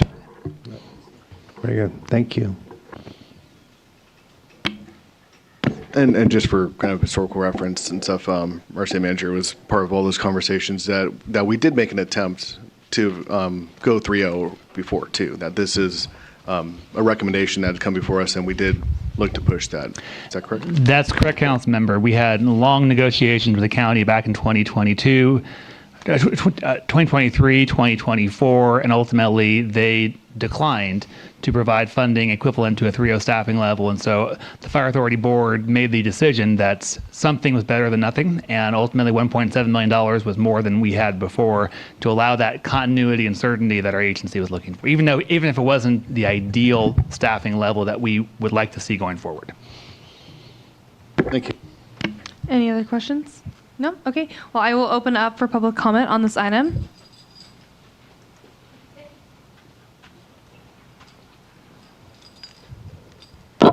Mechanic Bank. That is your parking lot that you can put the fire truck. So my question is, Can the Five City Authority talk to the Mechanic Bank people?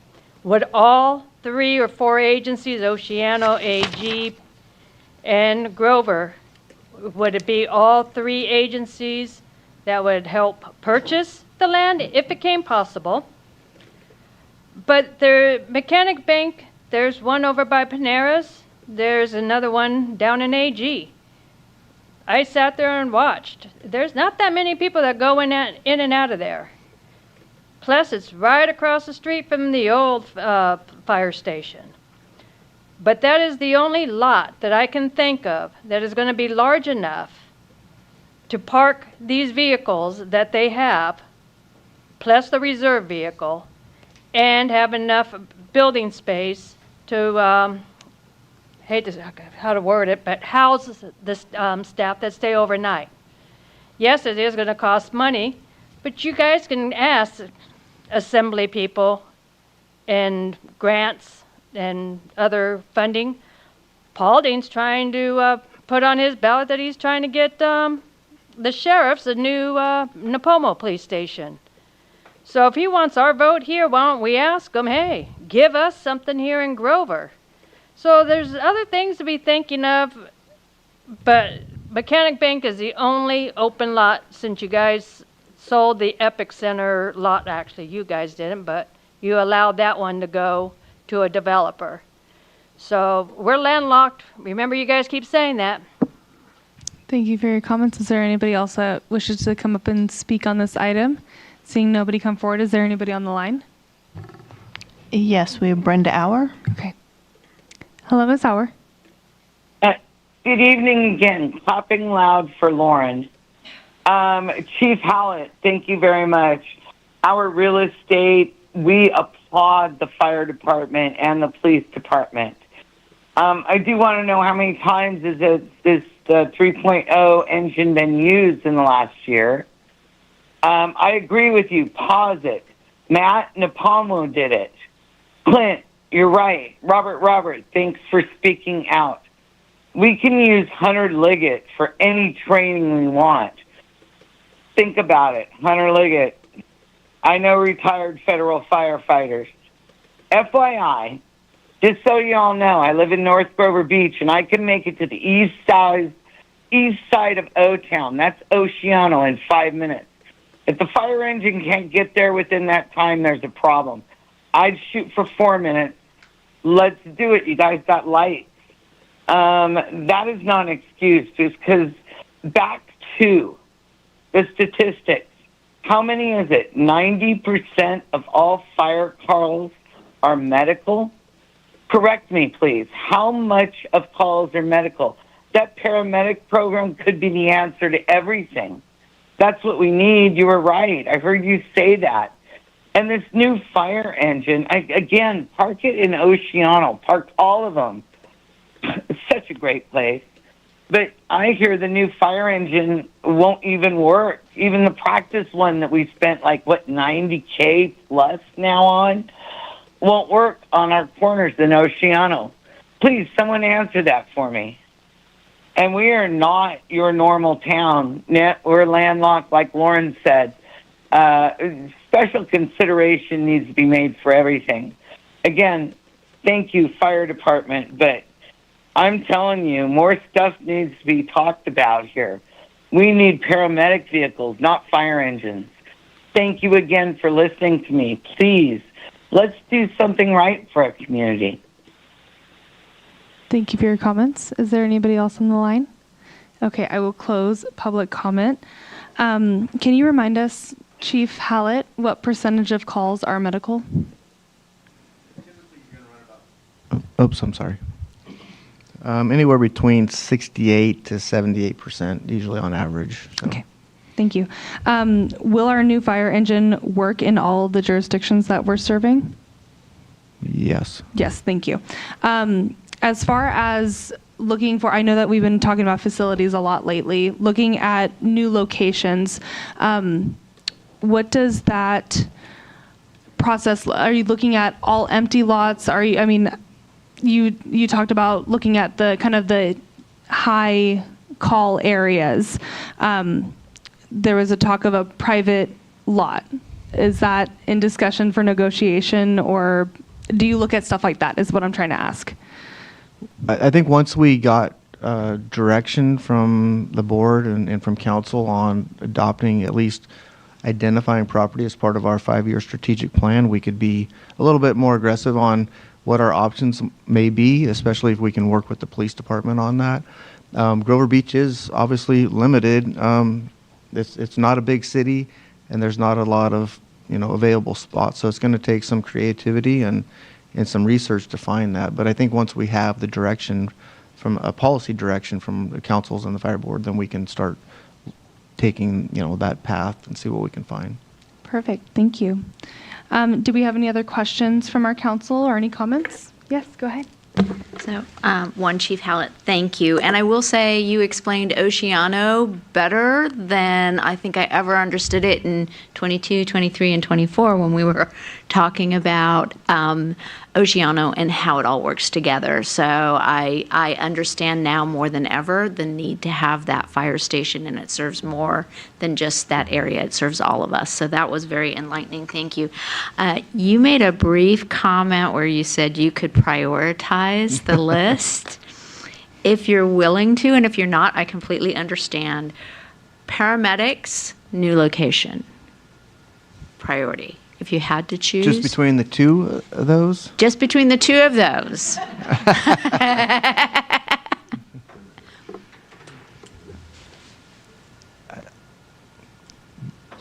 Which one would you say we needed to prioritize first? Well, that's a good question. Okay. Realizing that they're different, much different scales. Correct. Of costs involved. I understand. So what I'm hearing, I guess, is the need, the medical response. And the high volume of medical response. So, and you saying, talking about having paramedics. And so to me, that just kind of made sense that would help us as an agency if we had the ability to respond more to those medical needs, since they are such a high percentage. If we looked at the amount of people that we would impact by that service, the paramedic service would be greater than a relocation. And secondly, it would be much less expensive to implement that. I appreciate your leap of faith with us tonight in answering that. Thank you. That's all I had. Councilmember Wyrick, any comments or questions? Sure. And I just want to kind of remind everyone too that on the fire board, when we referred it back to the city councils, it's because of the reality and stuff that many of these things do cost a significant amount, and the way that the Fire Authority is funded is from our agencies. So I know that some of the other board members were hoping for that, some of the feedback that's get as far as what kind of things to prioritize, because since there's limited budget, that's funded by the 3 jurisdictions and stuff, 2 cities, then the contract with the county, that how the board looks at moving things forward too with, staff. I think that feedback's needed. So if people do have that feedback of what to prioritize to, because yes, the advanced life-saving part, I think that's the obvious one. I remember when I went on a ride along with the 5 Cities Fire Authority, that, there were some of those calls that were very obvious right away too, that, I observed. So, and for me, that's a pretty clear and straightforward one too. But as far as some of these other elements too, which, taking care of people and saving lives ain't cheap, but it's important. So I think that's one area that I'd hope for from our council is what feedback for the board members, which is both Mayor D and I, to bring back with the other board members from Arroyo Grande. Yeah, and I think just if I was able to package this in a utopian society, I'd say let's move to the third 3-person engine company and implementation of paramedic at the same time, because then your recruitment process, you'd go out and you would recruit the paramedics. That's going to be the biggest challenge in this whole piece. Once we get the medics, then we can either add them to a 3-person company. We have a lot more options, but if you did it as a package deal, you could get a lot more bang for the buck, because there is a recruitment element to that. You don't want to say, let's go add 3 people and then go, oh, by the way, next year let's add a paramedic program. Well, you just hired 6 non-medics. It's not going to work real seamlessly. I did have another question. Have Has the idea of the smaller rapid response vehicles been on part of this conversation? Would that help with the heat map deficit of calls? I'm assuming those are primarily ALS and not fire Yes, or that, EMS. that was brought up actually during the fire board meeting as well, and that is certainly a deployment model that we could look at, is what we call a squad implementation, especially if we had the paramedic component to that. You could have a two-person squad with at least one of those individuals being paramedics. And you would have a lot more rapid response deployment. You'd have a lower cost vehicle as part of that deployment model. Yeah, ongoing costs would be smaller as well. And not that super pertinent, but AP Triton does list older people as 55 plus with reduced mobility. Hello? I have some questions. I was in the report. I was like, rude. I was like, hold on. And yeah, not really the point, but I would love to see the rapid response or the squad trucks being part of the solution. I think they've been really effective in a lot of departments. Any other comments, Councilmember Tuggle? Any other comments, Councilmember Tuggle? Okay. Okay. Mayor Pro Tem? Any comments? Okay. Yeah, I agree. I think that this is a great roadmap, and I know that there's a lot of fiscally significant items on this list. So I would love to see a priority list. I know that we are looking for some feedback. I would like to look to the to the agency and see what is your priority, and then maybe go off of there and see if there's any funding pathways towards those to get there. So as far as feedback, I don't necessarily have any at the moment. So other than those comments. So. Yeah, and I do think one thing that is also part of the reason why the fire board wanted everyone to look over this is to get a better sense of all the circumstances leading to some of these service calls. And some of these recommendations, if we're also in the Baker Tilly and stuff, as the chief mentioned.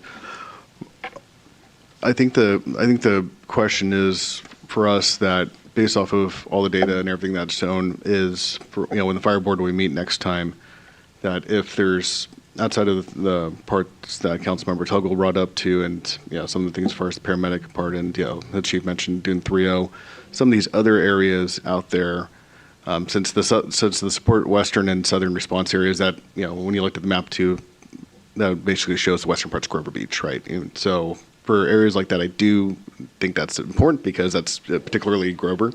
I mean, and I do appreciate how the report actually was very just said the facts. No real commentary and stuff as far as how communities feel too, but just as far as this is the reality of what's going on too for us. So I appreciate how that is, because some of these realities are a little tough to swallow, of course, but if we're not looking at them too, we're not doing them. So that's one area too, I think, particularly for Grover, is important for us to look in further as far as the support western and southern response areas, which and yes, that doesn't mean I'm saying new station on that, but but as far as just that whole concept too, since that's how our city is affected the most.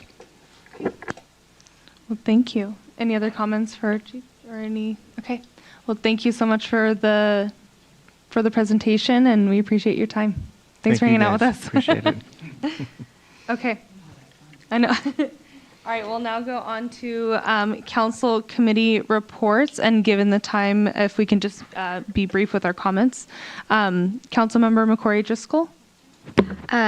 2 quick reports. REACH just had an aviation summit, working on different ways to attract aviation businesses to our already growing industry in the county. And this week, starting, I believe, tomorrow or Wednesday, is the Central Coast Community and Energy Conference in Sacramento. Wonderful. Councilmember Tuggle.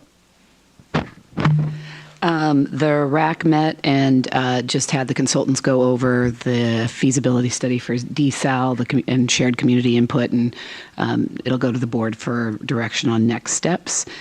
South County Chambers does have their Rise and Shine on Wednesday morning. I have to miss it because I'm on my way to my daughter's graduation. So, oh, very exciting. Yeah, very exciting. Councilmember Wyrick? None of my committee assignments have met since our last city council meeting. Okay, thank you. Mayor Pro Tem? No meetings. As for me, we did have an, well, go on. No, okay. We did, our Regional Transit Authority Board met, and it was a pretty straightforward meeting. We looked over the 26 to 27 operating and capital budget and the contingency fleet plan with our battery electric buses they've been continuously removed due to warranty repair issues. So we're putting our diesel buses back in service. So just a kind of an ongoing issue there that we're still trying to figure out. So, so that was RTA. And I attended a meeting for you Yes. when you were out of town, off the grid. SLOCOG meeting. The SLOCOG is moving forward with its 26 transportation funding cycle, prioritizing projects that are ready, have strong local commitment, and a clear path to construction funding. Most projects still take about 10 to 16 years to deliver, so there's a push to avoid advancing projects without a realistic funding strategy. And then on housing, the draft our RENA numbers for the next cycle is about 17,000 units countywide, driven primarily by state formulas like cost burden and overcrowding, not local decisions. The key takeaway is that both transportation funding and housing requirements are increasingly tied to performance, readiness, and state mandates. So cities that plan accordingly will retain the most control and competitive in securing funds. And that's a very important statement right there. Those cities that plan accordingly will retain control and not let the state take away our control. Remember that statement. Thank you. All right, thank you. Now on to council communications. We'll start with Councilmember McCrory Driscoll. Again, just to be quick, I want to say I'm very proud of what we did tonight with the Planning Commission appointments. That was wonderful to see so many people come out. That made me very proud of our community and the process. Thank you very much. That worked very, very well. And I thought that was a great team effort. So, yeah. Thank you. I totally agree. Councilmember Tuggle. I got to go out to Diablo and have a tour, and I'm pretty certain I'm now a nuclear scientist. But it was amazing. I definitely told people a lot of things about nuclear stuff. But no, it was amazing. And then I wanted to follow back on the young men that came about the skate park. I would love to move that forward, even and get some agreement. I don't exactly know what that would look like. I know, I mean, I do have thoughts that we could have the Parks and Rec Commission start the conversation. I like the idea of, as we move forward, looking at development impact fees and overtly tying them to projects, like when Councilmember Ryrick mentioned the missing middle, we're having that conversation and having them be connected to fixing the park that's across the street and being really clear and tying those for our community. So looking at DIF funds is a possibility. Another, the Community Foundation came up in the middle of the conversation and said they'd be interested in fundraising. And I also recently lost a friend in Grover Beach, a neighbor of ours who skateboarded and always complained, I was trying to use the right word, an appropriate word, about the fact that he couldn't skate in Grover Beach. And I've spoken with his widow, and she'd be really interested in being a part of that conversation as well. So I don't know what the exact next step is that I'm trying to say or trying to direct, but I'm hoping to get some feedback on what that might look like and if other people have an interest in exploring it. Yeah, I definitely personally have an interest. I love that, you know, the two students came up and spoke during public comment. That was wonderful. We also received letters. It's not on our current list and it's not on our unfunded, but I think, is it possible to ask for it to be on our unfunded? So as part of the next upcoming 2-year budget cycle, the Parks, Recreation, and Beautification Commission will be reviewing the CIP, the park projects within the CIP. And they set a prioritization that they recommend to your council, and then your council, as part of the overall CIP, would recommend funding attached to any of those projects or others. I will say that we did use most of our park diffs to complete the funding for Ramona Park. Mm-hmm. That's not to say we're not going to gather more as we go along, but I don't think there's much in the way of diff funding at this point in our Parks and Recreation diffs. If I could chime in on this. Back, I think it was 2012, I know my club was involved with the skate park and we're gonna YMCA. Are we talking about we too gonna get much? stopped? Yeah, we're Okay. going to get stopped. Yes. Okay. Well, I think I would get consensus on the There you go. Park and Recreations to look over this. Okay. All right. And I'm happy to support, partner with them, spearhead. If it's one-time costs, I'm confident that we can raise money. And So it looks like we are requesting consensus for staff to bring it to the Parks and Rec Commission to maybe be put on the unfunded list, and then we can discuss off. Yeah, they would just prioritize and then make recommendations to your council. Ultimately, your council makes determinations of actual funding. Okay. And then we can discuss funding opportunities like with the foundation and things like that. But just for clarification too, that this referral to the Parks, Recreation, Beautification Commission, it's not limited only to the CIP part, because it sounded like some of the youth were talking about other dynamics too, as far as what phrase did they use? Non-skater use. I mean, so there's more dynamics than the actual just infrastructure part too. But as far as those pieces, would that be referred to the commission as well, or more of our staff? Yeah, I think that's a safety concern. That would not be something we would probably refer to the PRBC. Yeah, if there were specific issues, then we could respond more immediately to those, and we have worked on this over the years in the skate park. But I think the referral would be on the actual idea for a project there, and that could be delegated to PRBC at a date in this new fiscal year. Okay, thank you. Okay, thank you. All right, on to Councilmember Wyrick. I originally had 9 things, but I'm going to go to 2. Thank you. So, yeah. But they're long. No, just kidding. Actually, so yeah, last Monday, May 4th, I did attend Congressmember Salud Carball's town hall that was hosted here at the Grover Beach Community Center. And I do want to thank him for hosting it in our city, and also for the previous support he's provided in direct federal funding allocation that went to our city's police department's technology in the past. And as was noted, his current efforts with Federal Senator Adam Schiff's office on the federal funding for the 5 Cities Fire Authority engine. And I recognized quite a few people from Grover Beach who attend there, and I did become aware that there was actually a lot of others who couldn't attend because all the RSVP slots were taken up by the time they tried to register. So, yeah, needless to say, we know there's a lot going on at the federal level, and it's covered, well by traditional news and social media. So hot topics came up, but yeah, I think it is a note that it's important for our city government to continue to engage our local congressional member on areas that could impact our city's ability to serve our residents and city as a whole. And so that's the first one. Second one is on Thursday, April 29th through Friday, May 1st, I did attend the California Joint Powers Insurance Authority. It's our self-insurance part that we're a member of.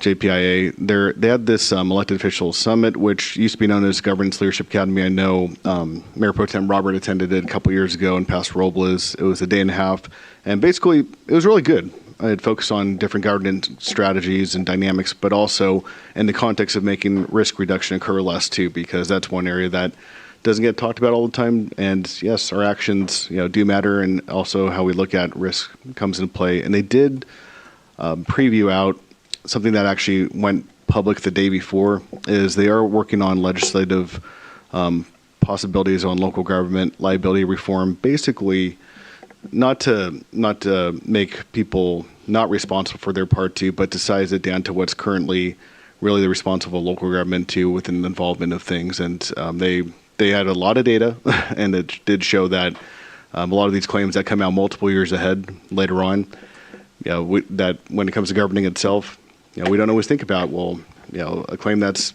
started to, if it takes 3 years before it's paid out, that does affect finances too. So that was an interesting part that they talked about, but they're in the very early stages of discussing that. So those are my 2 I'm sharing today. All right, thank you very much. Mayor Pro Tem?